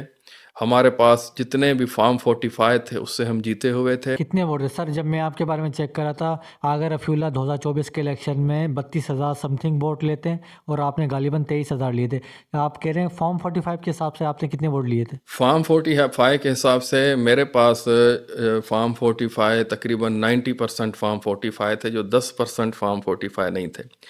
90% فارم 45 میں جو ان کے علاقے بینس کالونی، یہ گوٹھ ووٹ سارے ملا کے میں 2 سے 2,500 کی اکثریت میں ہوں آغا رفیع اللہ سے. جو 10% ہمارے پاس فارم 45 نہیں تھے، اس کی وجہ تھی کہ وہاں پہ ہمارے ایجنٹس کو بیٹھنے نہیں دیا گیا. جو بیٹھے تھے ان کو اٹھا کے ہاتھ باہر جو ہے نا نکال دیا گیا. وہاں صرف ہمارے نہیں، بہت ساری پارٹیوں کے ایجنٹس کو نہیں بٹھایا گیا. وہاں پہ جھگڑے ہوئے، مارا ماری ہوئی. مولوی میرے خیال میں ٹی ایل پی والوں کو بھی مارا، نون لیگ کے ساتھ بھی جھگڑے ہوئے. ہم وہاں پہ گئے، ہم بہت کچھ کرنے کے باوجود بھی اپنے ایجنٹ نہیں بٹھا سکے. ان 10% ووٹوں میں صرف ابراہیم حیدری کے کچھ یو سیز تھے جس میں اس نے ہم سے یہ لیڈ لیے. وہاں سے ایک یو سی سے اس نے کوئی 10 سے 11,000 ووٹ لیے ہیں، جو 10% فارم ہمارے پاس نہیں ہے. صرف وہاں سے انہوں نے کلیم کیا. اس کے باوجود ہم کورٹ میں گئے ہیں، کورٹ میں ہم نے چیلنج کیا کہ جو ہے نا اس کو جو ہے نا ریکاؤنٹنگ کی جائے اور بایو میٹرک جو ہے نا وہ ویریفیکیشن کی جائے. جب بایو میٹرک ریکاؤنٹنگ میں بھی آ جائیں گے، ریکاؤنٹنگ میں بھی ہمارا 231 کا رزلٹ آپ لوگوں کے سامنے ہے کہ وہ بیلٹ پیپر لے کے جو ہے نا وہاں پہ آتے ہیں، گنتی ہونی ہے. کچھ نقاب پوش آئے، کچھ بندے آئے، وہاں سے بیلٹ پیپر اٹھائے، کچھ کو مارا، وہیں پہ جلایا، بیلٹ پیپر لے کر بھاگ گئے اور پولیس کھڑی ہوئی دیکھتی رہی. وہ ریکاؤنٹنگ ہو نہ سکی اور وہ کیس وہیں پہ پڑا ہوا ہے جس میں خالد محمود ہمارا جو ہے نا امیدوار تھا. 230 میں بھی ہم نے یہی جو ہے نا ڈالا کہ بایو میٹرک ویریفیکیشن اس کی جتنی کاسٹ آتی ہے ہم بھرنے کے لیے تیار ہیں، مگر نہیں کیا گیا. نہیں کیا گیا. جب بھی یہ کھلے گا، بایو میٹرک ویریفیکیشن ہوا، ہمارا حلقہ کھلا، آگا کہیں بھی نہیں اسٹینڈ کرے گا. آگا صاحب خود اپنے قریبی دوستوں سے کہتا ہے کہ یہ الیکشن تو میں مشکل سے جیتا ہوں اور یہ میں جیتا ہوا نہیں تھا. سر جو یہ آپ کا حلقہ ہے، جو یہ آپ کا علاقہ ہے، یہاں کی میں نے صورتحال دیکھی، بہت ابتر ہے. عمومی طور پر میرا سوال تو یہ بنتا ہے پیپلز پارٹی کے رہنما سے، اور جب وہ یہاں ہوں گے تو میرے سامنے ہوں گے تو میں ان سے ضرور سوال کروں. مگر یہاں بھی آپ بھی اس علاقے کی ایک بڑی سیاسی شخصیت ہے. تو گلشن حدید میں پانی نہیں آ رہا، شاہ ٹاؤن کی روڈ رستے خراب، پیپری کا برا حال. تو سر آپ کوئی عوامی پریشر ڈال کر، احتجاج کر ان چھوٹے موٹے مسائل کو، پانی وغیرہ، ان کو تو حل کروائیں سر. مسلسل احتجاج میں ہیں. ابھی ریسنٹلی جو ہفتہ گزر گیا اس میں ہم نے بڑی پریس ٹاک کی تھی. تمام یہاں پہ جتنے بھی ہیں پریس سے تعلق رکھنے والے کلب وغیرہ سب کو ہم نے دعوت دی تھی.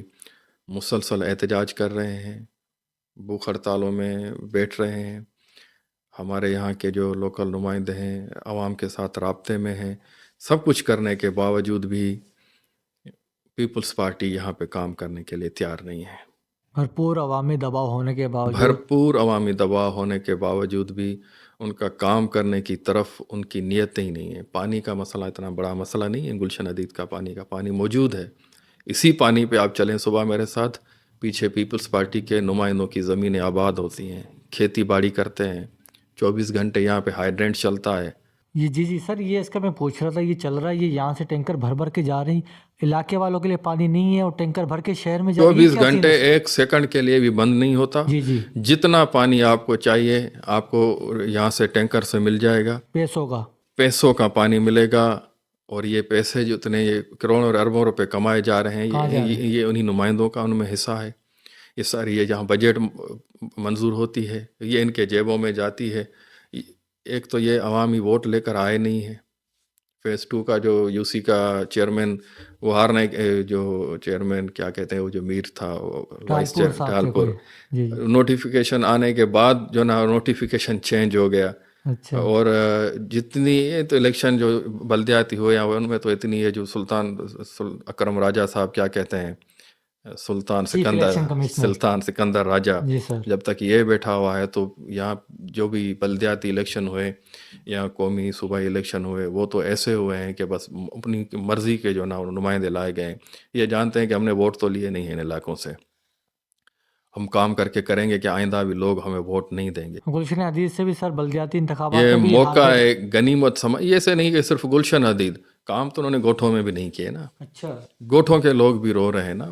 ایسے نہیں ہے کہ انہوں نے صرف گلشن حدید کے لوگوں کو جہاں سے ان کو ووٹ ملا ہے وہاں انہوں نے کون سا لندن پیرس بنا دیے, وہاں پہ بھی برا حال ہے یار, وہاں پہ برا حال ہے.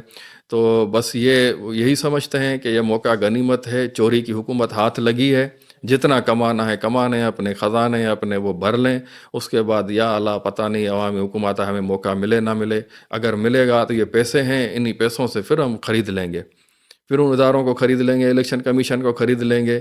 اگر ووٹوں پہ آیا تو لوگوں کو وہ پیسے دے کہ ہم ووٹ لے لیں گے, یہاں پیسے کی سیاست ہوتی رہی, یہ کام کیوں کریں گے؟ ورنہ یہ پانی کا مسئلہ کوئی ایشو ہی نہیں ہے. بالکل, یہاں سے پانی جا رہا ہے شہر میں مگر یہاں کے مقامی لوگوں کے لیے پانی اویلیبل نہیں ہے, پیسوں پہ ہے. اسی طرح پیپلی کا بھی برا حال ہے, شاہ ٹاؤن کا بھی بہت برا حال ہے, روڈ رستے کھلے ہوئے ہیں, گٹروں کا برا حال ہے, کوئی کام کرنے والا نہیں ہے. اور آپ والی بات کہ اگر یہ عوام کے ووٹ سے آتے تو شاید یہ کچھ کام کرتے بھی. یار یہ ہمارا تو نہیں ہے, ابھی IMF کی جو نا پریشر پہ انہوں نے رپورٹ جاری کی ہے نا کہ ایک سال میں 5300 ارب جو ہے نا کرپشن ہوئی ہے. اچھا, یہ اتنا جو نا اتنی اگر سالانہ ہمارے یہاں کرپشن ہو رہی ہے, ٹوٹلی کرپشن ہوئی ہے اور تو کچھ ہوا ہی نہیں ہے. مگر بس کیا کر سکتے ہیں, کچھ کہہ نہیں سکتے. سر 9 مئی کے بارے میں آپ کی ذاتی, صرف PTI کے رہنما کے طور پہ نہیں, آپ کی ذاتی رائے کیا ہے؟ کیا شہدائے پاکستان کی بے حرمتی کسی بھی طور پر جسٹیفائی ہے؟ اور اگر یہ کسی بھی طور پر PTI نے کیا ہے تو وہ معافی مانگ کر آگے کیوں نہیں بڑھتی؟ میرے بھائی 9 مئی فالس فلیگ آپریشن تھا, ایک ڈرامہ تھا, ایک ٹریپ تھا. 9 مئی میں کوئی سوچے سمجھے کو ہمارا یہ پروگرام نہیں تھے کہ خان صاحب کے ساتھ یہ کچھ ہوا, یہ کروایا گیا, اس کو پبلک کروایا گیا. ہمارے اندر ایسے لوگ موجود تھے جو بعد میں چلے بھی گئے, کچھ ہوں گے بھی.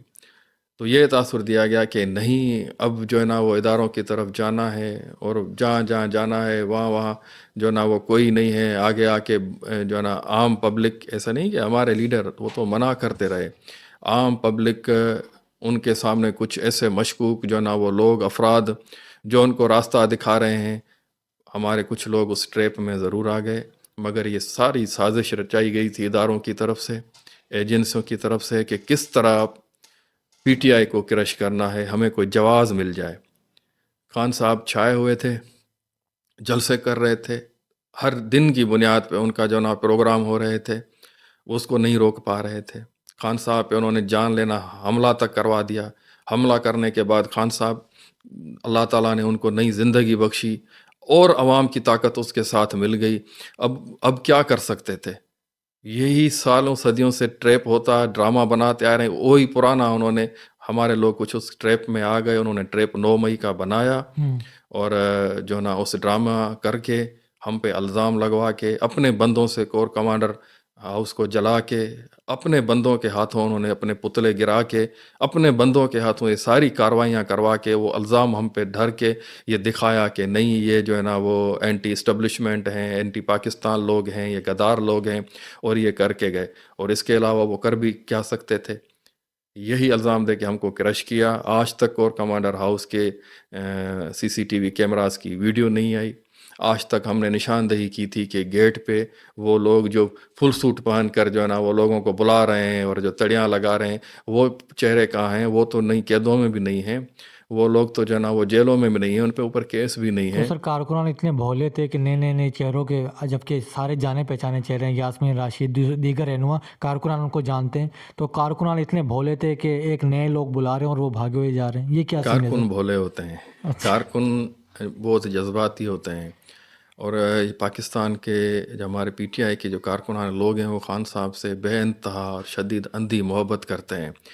मेरे जैसा यार सीनियर जो है ना वो बंदा, मैं बहुत जिस ज़्यादा ना मैं सब्र कर जाता हूँ। एक प्रोग्राम में किसी ने खान साहब के ज़ाती उस पे कैरेक्टर पे बात की थी, उसकी बेटी की बात की थी, मुझसे बर्दाश्त नहीं हुआ था और हम वायोलेशन पे जो है ना वो आ ये गए सर मैं थे। उस तरफ आता हूँ, मेरे जहन में वो सवाल है, मैंने वो आपकी वीडियो भी देखी थी। जी जी अच्छा सर, ये जो सानिया हुआ 9 मई के बाद, जिस तरह कराची के रहनुमा थे, डॉक्टर इस्माइल थे और इमरान इस्माइल थे और अली जैदी थे, इनको पीटीआई छुड़वाई गई, उन्होंने छोड़ने पर मजबूर किया गया, दबाव दिया गया, तो आप पर भी किसी तरह का कोई दबाव आया था कि पीटीआई को छोड़ दिया जाए? ज़रूर मुझ पे दबाव आया था।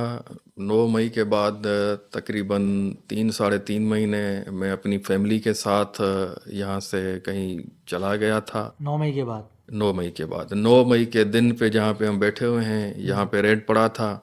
यहाँ पे मेरे चौकीदार को, खान सामा को, 2 सामने दुकानदार हैं उनको, 6 बंदों को यहाँ से अरेस्ट किया गया था। 1 महीने तक तो उनका पता ही नहीं था। 1 महीने के बाद किनकी जानिब से? पुलिस की जानिब से? पुलिस की तरफ से, रेड पुलिस की तरफ से था। और जब यहाँ पे पहला मेरा ये ऑफिस पे रेड पड़ा तो फिर मैंने अपनी फैमिली को, सबको पहले तो यहीं कराची में कहीं शिफ्ट किया था, उसके बाद लेके किसी इलाका ऐसी वहाँ पे जो ना वो चले गए थे। और 3 महीने तक, 3 महीने के बाद जब हम आए हैं, वो भी मैंने आके सखर हाई कोर्ट से जो है ना वो प्रोटेक्शन बेल ली। पहले ही? पहले मैंने कहा अगर कराची जाता हूँ और हालात क्या हैं क्या नहीं है, क्या एफआईआरें बनी होंगी, वहाँ से प्रोटेक्शन मेनली पता चला कि यहाँ के 2 एफआईआरें हैं। फिर आप वहाँ पे उनकी ज़मानत करवाई और उसके बाद फिर जो है ना वो बैठे। वो जो हमारे रूपोशी वाले दिन हमने गुजारे वो भी बड़े मुश्किल, उसी टेन्योर के अंदर मेरे बच्चों के इम्तिहान थे। उन्होंने किस तरह मुश्किल हालात में जो ना वो इम्तिहान दिए। हम कहाँ से आते थे पेपर दिलवा के, मैं तो नहीं आता था, मेरी वाइफ जो ना उन बच्चों को लेकर आती थी इम्तिहान, उनके इम्तिहान डिस्टर्ब हुए, मगर हाल वो चले। उसके बाद मुझे प्रेशर आया 2024 की इलेक्शन में। 2024 की इलेक्शन में मुझ पे ज़रूर प्रेशर आया। बाकी उसके बाद अल्हम्दुलिल्लाह आज तक कोई सच ऐसा किस तरह का प्रेशर आया, क्या कहा गया आपसे? प्रेशर ये आया, मुझ पे कहा गया कि आपकी, जब आप कामरेड थे जीएसएन में थे, वहाँ से लेकर अब तक की आपकी फ़ाइलें मौजूद हैं और आप पीटीआई को छोड़ दें, हम आपको सीट देते हैं। अगर आप आज़ाद खड़े होंगे तो हम फुल सपोर्ट करेंगे। आप नून लीग में आ जाएं, एमक्यूएम में आ जाएं, पीपल्स पार्टी में आ जाएं। ज़्यादातर नून लीग का जो है ना वो प्रेशर था कि आप नून लीग की तरफ से आएँ, इलेक्शन लड़ें और इदारे आपके साथ जो है ना वो खड़े होंगे। मैंने कहा अगर मैं नहीं आया, फ़ाइलें मेरी कोई ऐसी कोई करप्शन है नहीं, मैं क्रिमिनल नहीं रहा हूँ, जीएसएन में भी मैं अमन पसंद था, ऐसी तो मेरी कोई है नहीं, तो वो मेरी फ़ाइलों में से क्या निकालेंगे। तो कहा कि नहीं, आपको एक तो आपके फॉर्म एक्सेप्ट नहीं होंगे, आपके रद्द हो जाएंगे, आप इलेक्शन नहीं लड़ सकेंगे पीटीआई की तरफ से भी, और फॉर्म ही आपके बहाल नहीं होंगे। अब किसी तरह आप आ भी गए तो आप जीत नहीं पाएंगे और उसके बाद फिर आपको जो है ना वो नताइज भुगतने पड़ेंगे। हमने कहा आमना सदकना, जो भी है हम अपने आज़ाद, अपनी मर्ज़ी से, अपने दिल की ख्वाहिश से, अल्लाह के हुक्म से, कलमे को देखते हुए पाकिस्तान तहरीक इंसाफ में शामिल हैं। हमें तो कारकुनों ने, जब हम जाते थे कैंपेन पे तो एक ट्रेंड चल गया था, कहते थे कि भाई पहले कलाम पाक पे हाथ रखो, कुरान उठाओ कि आप खान साहब को नहीं छोड़ोगे तो फिर हम आपको वोट करेंगे। अच्छा, ये कारकुनान की डिमांड थी? कारकुनान की डिमांड होती थी। मैं इस चीज़ से डिनाई करता था। मैंने कहा यार, जिसकी ज़ुबान नहीं है, जिसका अपना ईमान नहीं है, वो कुरान पाक पे हाथ रख पे भी जो है ना वो बदल सकते हैं। وہ جو ہے نا قرآن شریف کے اینٹی پہ چلے جاتے تھے. جن کو دل میں اللہ تعالیٰ کا خوف ہوگا, جس میں ذرا برابر بھی ایمان ہوگا, وہ قرآن شریف کو یا ایسی چیزوں کو بیچ میں نہیں لائے گا. میں نے کافی جو نا اس کو برداشت کیا, نہیں لیا. آخر میں ایک جگہ پہ بڑے ورکروں کی تعداد موجود تھی, انہوں نے کہا کہ نہیں, آپ سے ہم قرآن پاک پہ حلف لیں گے, ورنہ ہم آپ کی ورک بھی نہیں کریں گے, ہم آپ کو ووٹ نہیں کرائیں گے.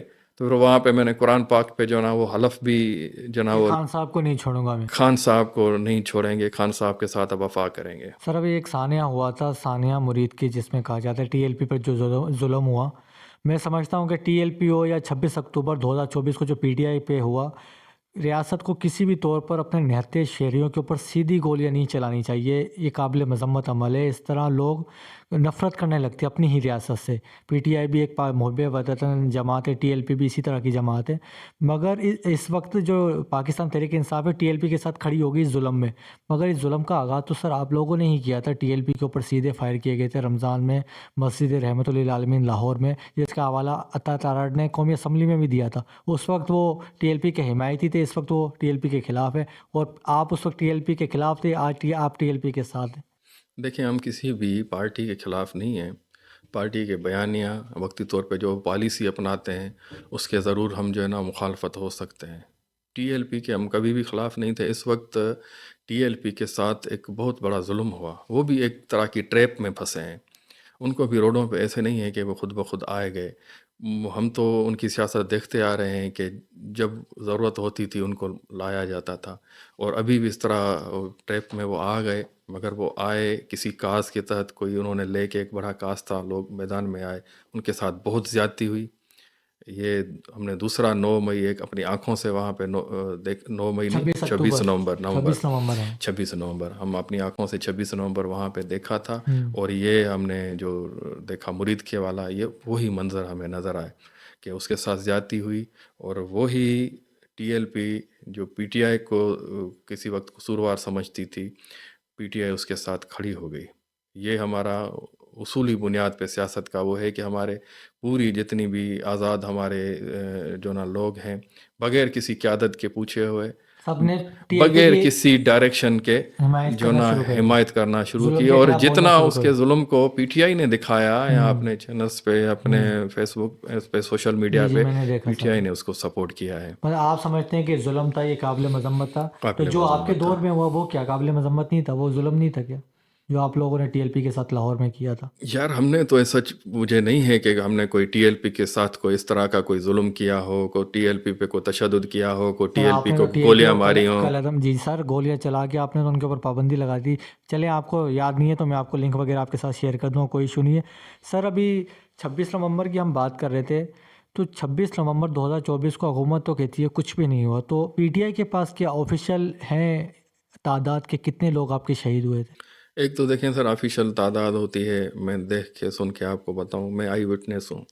ہم یہاں سے گئے تھے, آپ بھی تھے 26 نومبر 2024 کو. میں یہ سمجھیں آپ کے سامنے اقبال جرم کر رہا ہوں کہ وہ ایف آئی آر میں جو نہیں ہے تو اس کو بھی ایف آئی آر میں ڈال دو. بھائی اقبال جرم کر رہا ہے, مگر جو حقائق ہے وہ چھپ نہیں سکتے نا. ہم تھے, ہم موجود تھے, ہم ہر اس مارچ پہ موجود ہوتے ہیں. تو میں فرنٹ پہ تھا, میری آنکھوں کے سامنے 3 بندوں کو گولیاں لگی. ایک بندہ 26 نمبر ناکا تھا, پتہ نہیں, اس سے ہم آگے آ رہے تھے. ایک بندے کو پتہ نہیں کہاں سے شوٹ ہوا, گولی لگی, وہ بندہ گرا. اس کو ہمارے نیازی صاحب جو خان صاحب کے بھانجے ہیں وہ وہاں پہ پہنچے, اور کچھ لوگ ہم آگے گاڑیوں میں تھے, اس کو لے کے جو ہے نا وہ نکلے. پھر ہم آگے بڑھتے گئے. ہم تو اتنا کہ جو کنٹینر تھا بی بی صاحبہ کا, اس کنٹینر سے بھی پھر ہم آگے نکل گئے. آگے 3 بندے میرے سامنے سنائپر سے جو ہے نا وہ زخمی ہوئے ہیں, ان کو اٹھائے. پھر اللہ جانتا ہے ان کو وہاں میرے آنکھوں کے سامنے کاندھوں پہ اٹھا کے گھسیٹتے ہوئے لے کر گئے. مرے یہاں بچے, رب جانتا ہے. اس وقت جو میں نے اپنی آنکھوں سے منظر دیکھ رہا تھا, بڑی روکنے کی کوشش کی, بڑی سخت قسم کی شیلنگ تھی, سخت قسم کی فائرنگ تھی, مگر اس کے باوجود بھی ڈی چوک تک ہم پہنچ گئے تھے. یہ تو منظر رات کو جو ہے نا وہ کریٹ ہوا. رات کو تو پھر ہمیں کچھ سمجھ میں نہیں آیا. اس کے بعد وہاں پہ جانا کیا، وہاں کچھ معلومات کرنا، وہ ہمارے لیے سمجھیں جو جہاں پہ پی ٹی آئی کا بندہ ہاتھ آ رہا تھا ہمیں وہاں کچھ پتہ نہیں چلا کہ کتنے لوگ مرے ہیں، کتنے اندھیرا تھا، رات تھی، اندھیرا تھا، مار رہے تھے، کنٹینر کو آگ لگا، افراتفری پھیل گئی۔ افراتفری، خوف پھیل گیا۔ میں اس سے تھوڑا آدھا گھنٹہ 1 گھنٹہ پہلے نکل چکا تھا کہ یہ رات والا جو منظر میری آنکھوں کے سامنے نہیں ہوا۔ ہم بہت زیادہ تھکاوٹ میں تھے، سفر میں تھے، ہم نے کہا ہم پہنچ گئے ہیں ڈی چوک پہ، اب صبح رات کچھ گھنٹے آرام کر لیتے ہیں، صبح ہم دوبارہ آ جائیں گے۔ جب جا کے سوئے ہیں وہاں پہ تو 2-3 گھنٹے کے بعد مجھے فون آیا وہاں پہ، تو بھائی قیامت صغریٰ کا سما ہے، وہ لوگوں کو مار رہے ہیں، یہ ہے وہ ہے، آپ لوگ جہاں پہ آپ لوگ نکلو، بھاگو یہاں سے۔ پر ہم اس وقت تو نہیں بھاگے، ہم رہے۔ دوسرے دن کے ماحول ہم نے معلوم کرنے کی کوشش کی، کہا کہ نہ وہ کوئی جا سکتا ہے وہاں پہ، نہ کوئی پکھی پر مار سکتا ہے، صحافی کو جانے، آپ کہاں پہ جاؤ گے، آپ یہاں سے جتنا جلدی ہے نکلنے کی کوشش کرو۔ اور جو لوگ نکل رہے تھے ہماری سندھ کے لوگ، وہاں سے ایک وین میں نکلے پنجاب کی حدود میں، وہاں سے ان کو در لیا گیا، کو کے پی جا رہا ہے وہاں سے پکڑ کے، 6-7 ہزار کارکنان جو ہے نا رات کو اریسٹ کر دیے، بعد میں سب کو اریسٹ کر دیا گیا۔ پھر ہم نکلے، اس کے بعد ہم نے کوشش کی، مگر انتظامیہ کی طرف سے اتنی سختی تھی، جو زخمی ہوئے تھے، جو اسپتالوں میں گئے تھے، اسپتالوں میں جانے کے لیے کسی کو اجازت نہیں تھی، ڈاکٹروں کو منع کیا گیا تھا۔ باقی جو ہمارے اپنے ڈاکٹری کے حساب سے، پروفیشن کے حساب سے جو تعلقات تھے، تو انہوں نے بتایا کہ آپ کے بہت سارے لوگ ہمارے پاس زخمی ہوئے ہیں، مردہ خانے میں پڑے ہوئے ہیں، اچھا، مردہ ہیں، لاشیں آپ لوگوں کی یہاں پہ پڑی ہوئی ہیں۔ اس کے بعد پھر جب ہم نے اپنی جو اس کے حساب سے دیکھا، ذاتی تجربے کی بنیاد پہ، جس کا جو بھی بندہ زخمی ہو رہا تھا اس کے گھر پہ یہ فورسز پہنچ رہی تھی، ان کو منع کیا جا رہا تھا کہ آپ لوگ زخمی یا ڈیڈ باڈی اس صورت میں وصول کر کے دے سکتے ہیں کہ ہمیں لکھ کے دیں کہ ہمارا بندہ کسی ایکسیڈنٹ میں مارا گیا ہے یا کسی، یا ان کو ڈرا دما کے مطلب جو ہے نا وہ بڑے پریشر میں سر یہ تو وہی الزام ہے جو اب ٹی ایل پی لگا رہی ہے، تو سیم وہی الزام ٹی ہے، ایل پی بھی الزام نہیں لگا رہی، حقیقت بتا رہی۔ ٹی ایل پی کے اب تک سعد رضوی کہاں پہ ہے، اس کا بھائی کہاں پہ ہے، ان کی لاشیں بھی آپ لوگوں نے ٹی ایل پی نہیں، یہ دیکھیں یہ باتیں نہیں ہیں، یہ باتیں نہیں ہیں، حقائق ہیں۔ آپ لوگوں کے ساتھ سیم وہی چیز آزاد جو باہر انٹرنیشنل چینلز تھے انہوں نے بھی دکھایا ہے، ہم لوگوں نے ظلم ہوتے دکھایا، میں آئی وٹنس ہوں، آنکھوں سے ہم نے دیکھا۔ ٹی ایل پی کا بھی ایک آئی وٹنس تھا، کوئی جٹ کہتے ہیں یہاں سے پتہ نہیں، اس کو ابھی 3-4 دن پہلے مقابلے میں وہ ویڈیو بیان ہم اس کو سن رہے تھے کہ میں آئی وٹنس ہوں، اس آئی وٹنس کو بھی وہاں پہ جو نا اس طرح جو نا اڑا دیا گیا۔ ہمارے 14 جو شہید ہیں، جن کا پورا ریکارڈ ہمارے پاس موجود ہے، جس کے جنازوں میں ہمارے لیڈر حضرات نے شمولیت اختیار کی، اور جن کے ورثہ ہمارے ساتھ اسٹینڈ کر گئے، کھڑے دباؤ میں نہیں آئے، تو وہ فگر 14 ہے، مگر جو دباؤ میں آ گئے، جو چھپائے گئے ہیں، اور اس سے کہیں زیادہ تعداد۔ سر اب آپ بتا رہے تھے کہ اسنائپر گولیاں مار رہے تھے، تو یہ اسنائپر کیا بلڈنگوں کے اوپر تھے، اور کیا آپ نے دیکھا ان کو؟ اسنائپر کو ہم نے گولی لگتے ہوئے دیکھا، کہ یہ نہیں دیکھا کہ اسنائپر بیٹھا ہوا ہے، آنکھوں سے یہ دیکھا کہ ڈرون ہمارے اوپر آ رہے ہیں، ہم نے کہا یہ کیمرے ریکارڈ کر رہے ہیں۔ تو یہ میڈیا کے تھے؟ نہیں، ڈرون سے شیل گر رہے ہیں۔ اچھا، ڈرون سے شیل، ہم نے آنکھوں سے، میں نے کہا یار بڑا پاکستان ترقی کر گیا ہے کہ ڈرون تو پہلے یہ ریکارڈ کرتا تھا، اب یہ ڈرون ہمارے اوپر بم گرا رہا ہے۔ وہ ہم نے گرتے ہوئے دیکھے، ہاں وہ ہم نے دیکھے کہ ڈرون ہمارے اوپر آ کے وہاں پہ جو نا وہ شیلنگ کر رہے ہیں۔ اور یہ جو اسنائپر ہے لوگوں کو قتل کر رہے ہیں، گولیاں مار رہے ہیں؟ اسنائپر کو ہم نے آنکھوں سے نہیں دیکھا، مگر گولیاں لگتے ہوئے کہاں سے اندھی گولی آتی، ڈز بندہ ہمارے سامنے گرا، یہ ہم نے اپنی آنکھوں سے گرتے ہوئے لوگ دیکھے۔ سر پچھلے ایک عرصے سے پاکستان میں، پورے پاکستان میں صوبوں کو لے کے کافی قیاس رائیاں ہیں کہ کہا جا رہا ہے کہ ملک میں مزید صوبے بننے چاہیے، تو کیا پاکستان تحریک انصاف پاکستان میں مزید صوبے بنانے کے حق میں ہے؟ صوبے کہاں سے آ گئے یار؟ ملک کے حالات یہ لگے پڑے ہیں، ملک کا آئین ختم کر دیا، عملی طور پہ آئین ہے نہیں، 26ویں 27ویں آئینی ترمیم کے بعد کورٹیں جو ہے نا وہ ان کی حیثیت اور ان کی وقت ختم ہو گئی ہے، وہ فیصلے نہیں دے سک رہے، ملک کے اندر کوئی سسٹم نہیں ہے، ملک میں ایک 17 سیٹوں والی جماعت کو آ کر اقتدار پہ بٹھا دیا گیا ہے، مختلف کے ملک کے تمام ادارے کنٹرولڈ ہیں، اور اس میں کہہ رہے ہیں کہ صوبوں کی، بھائی یہ بات تو وہ کرے جو عوامی مینڈیٹ لے کر آئے، آزاد حکومت بنے, اسمبلی میں بیٹھے, عوام کی مرضی سے عوام کیا چاہتی ہے وہ فیصلے کریں, یا ان کی یہ جو بھی فیصلے کرتے جائیں گے وہ امنا صدقنا وہ قبول ہوتے جائیں گے. ہم تو ان کی حکومت کو نہیں مانتے, ناجائز طور پہ ناجائز حکومت میں بیٹھے ہوئے ہیں, یہ جو کچھ بھی کر رہے ہیں وہ سیدھا عوام کے ساتھ ظلم کر رہے ہیں, ناجائزیاں کر رہے ہیں. یہ صوبوں کے کہاں پہ ہم ان کی کسی بھی ان کو نہیں مانتے, جو بھی یہ ایکٹ کر رہے ہیں, عمل کر رہے ہیں, یہ سراسر ظلم کر رہے ہیں, اس قوم کے ساتھ ظلم کر رہے ہیں. ابھی بھی اگر یہ صوبوں کا کوئی ایسا فارمولہ لے کر آ رہے ہیں, میں کہتا ہوں یہ اپنے پاؤں پہ خود کلہاڑی ماریں گے. اور یہ جو آئینی ترمیم جو ہم سن رہے ہیں کہ 28 آئینی ترمیم آ رہی ہے اور اس میں یہ صوبے بنانے جا رہے ہیں, اور سندھ میں بھی 3 صوبے بنانے کا جو ان کا پلاننگ ہے, تو میں کہتا ہوں اگر یہ ترامیم آ گئی تو پھر آپ دیکھو گے جو عوام اس وقت سوئی ہوئی ہے, پھر اس حقوق کے لیے وہ عوام, سندھ کی عوام کم سے کم پھر ان کو یہ آزاد نہیں چھوڑے. سر وہ صرف سندھ کا نہیں کہہ رہے, وہ پنجاب میں بھی کہہ رہے ہیں, KPK میں بھی کہہ رہے ہیں. سندھ کے جو میں حالات دیکھ رہا ہوں کہ سندھ میں تو یہ مکمل طور پر ناکام جائیں گے, اور پھر یہ تحریک جو اٹھے گی وہ سندھ سے اٹھے گی اور پھر ان کو لپیٹے میں لے کر جائے گی. سر بہت سارے لوگ یہ سمجھتے ہیں سندھ کے معاملے کو لے کر کیا وجہ ہے, مطلب لوگ اتنے حساس کیوں ہیں صوبے کے معاملے پہ, یہ تھوڑا ایکسپلین کریں تاکہ جو پنجاب میں رہنے والے لوگ ہیں یا KPK کے لوگ ہیں وہ یہ سمجھ سکیں کہ سندھ کی تقسیم کیوں نہیں ہونی چاہیے, کیا وجہ ہے. دیکھیں, ہر کوئی بلوچستان سے آپ پوچھیں گے وہ بھی یہی کہیں گے, قوم پرستی ایک نیچرل چیز ہے. وہ اگر آپ مہاجر ہیں, پنجابی ہیں, تو سب سے پہلے آپ وہاں پہ سوچیں گے ضرور.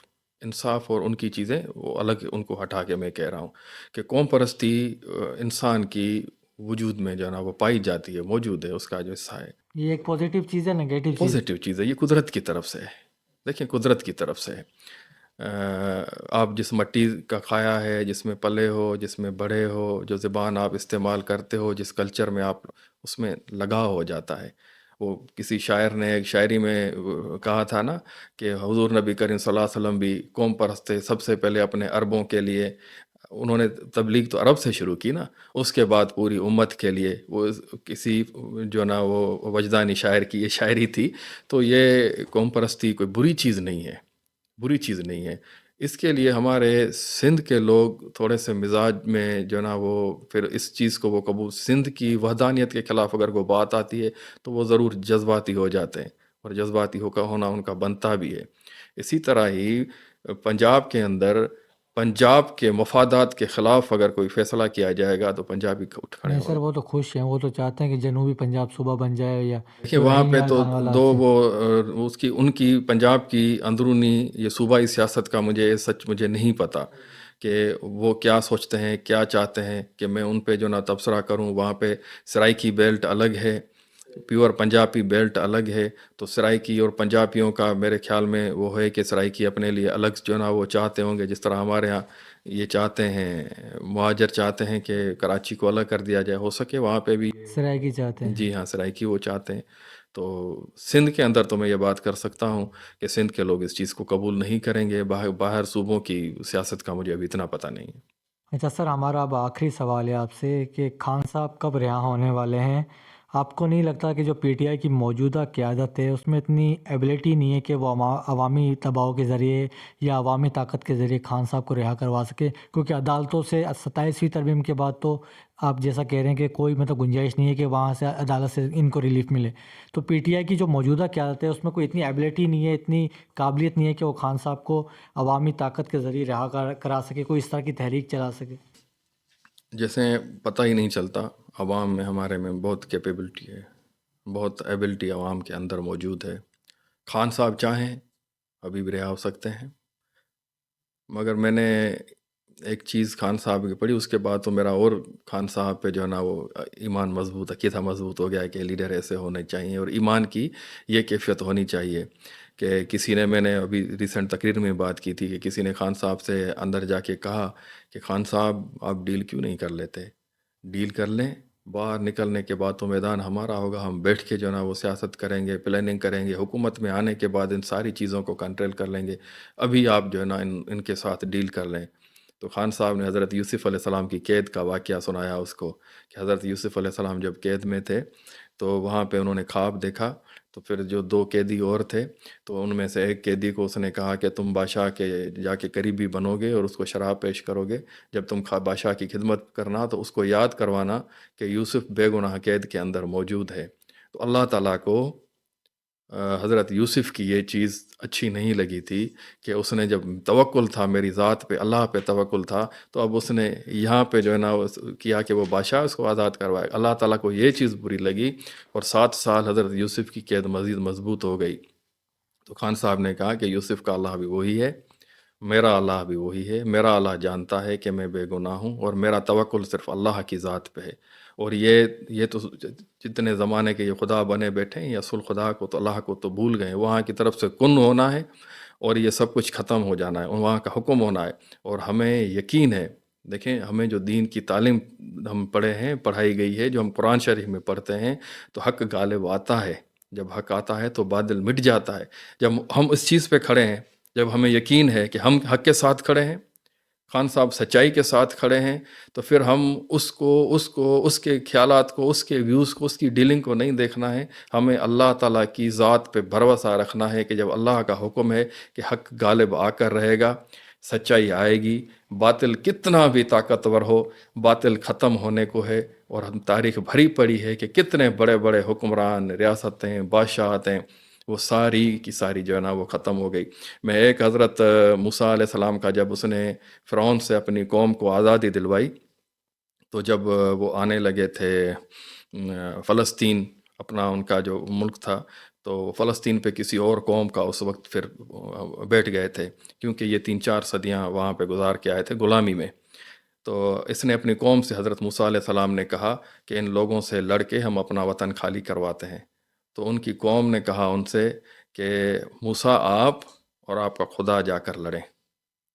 تو اس کی ان کو سزا کیا ملی تھی کہ 40 سال وہ وہی ریگستانوں میں گھومتے رہے۔ وہ جو فرعون کی بادشاہت سے جو لوگ آزاد ہو کر آئے تھے، ان کے ذہن غلام تھے، کیونکہ وہ لمبی غلامی میں، وہ فرعون کی غلامی میں گزار کے آئے تھے۔ تو وہ لڑنا اور اس کو وہ نہیں سمجھ رہے تھے کہ کیونکہ وہ ذہنی طور پہ غلام تھے۔ ان 40 سالوں کے اندر جو نئی نسل پیدا ہوئی تھی، پھر جب وہ نئی نسل پیدا ہوئی ہے، بڑھی ہے، پھر انہوں نے جا کے وہاں پہ ان سے عملکات کہتے ہیں جس کو، وہاں سے جا کے وہ قبضہ ختم کرایا ہے اور ان کو شکست دیے اور حضرت موسیٰ کے ساتھ پھر وہاں پہ داخل ہوئے ہیں۔ تو ہماری بھی جینزی تیار ہو گئی ہے، آپ کہہ رہے ہیں انشاءاللہ عوامی طاقت کے ذریعے جینزی تیار ہو گئی ہے۔ ابھی الفا ایکس جس کو کہہ رہے ہیں نئی نسل، وہ تیار ہو رہی ہے، جو ذہنی غلام ہیں، جو سمجھتے ہیں کہ جس کے ساتھ اسٹیبلشمنٹ ہے، جس کے ساتھ یہ طاقتیں ہیں، وہی ہمیشہ غالب آئیں گے، تو ان کو شکست ہونے والی ہے، ان ذہنی غلاموں کو شکست ہونے والی ہے، اور انشاءاللہ حقیقی آزادی کا سورج ابھرنے والا ہے۔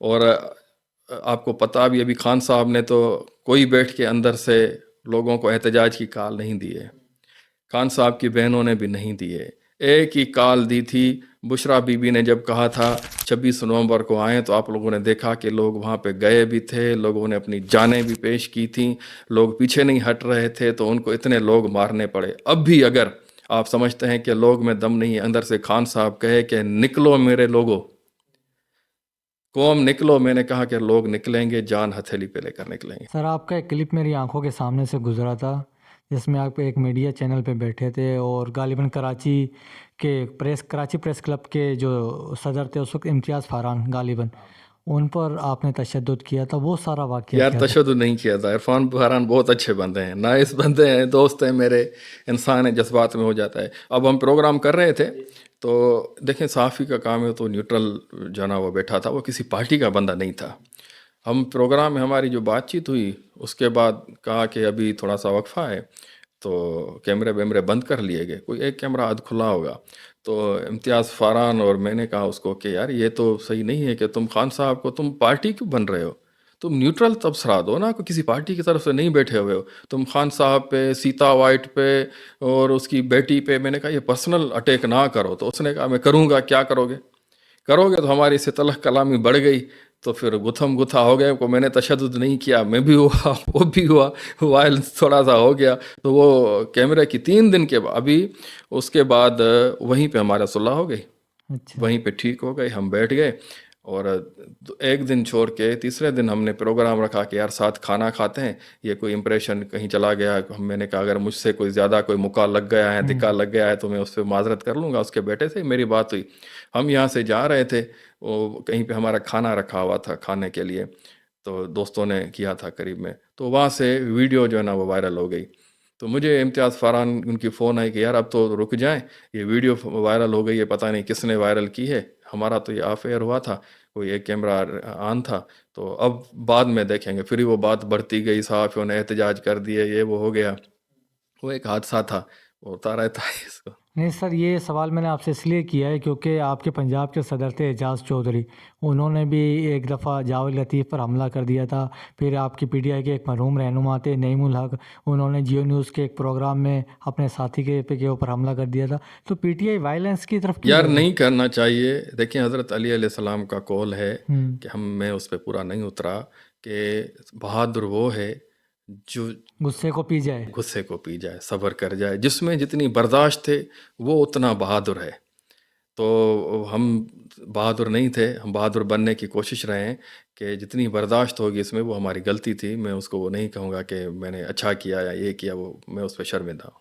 چلیں سر, بہت مزہ آیا آپ سے گفتگو کر کے, بہت شکریہ, نوازش آپ کی ایک مرتبہ پھر سے. بڑی مہربانی, جزاک اللہ, تھینک یو.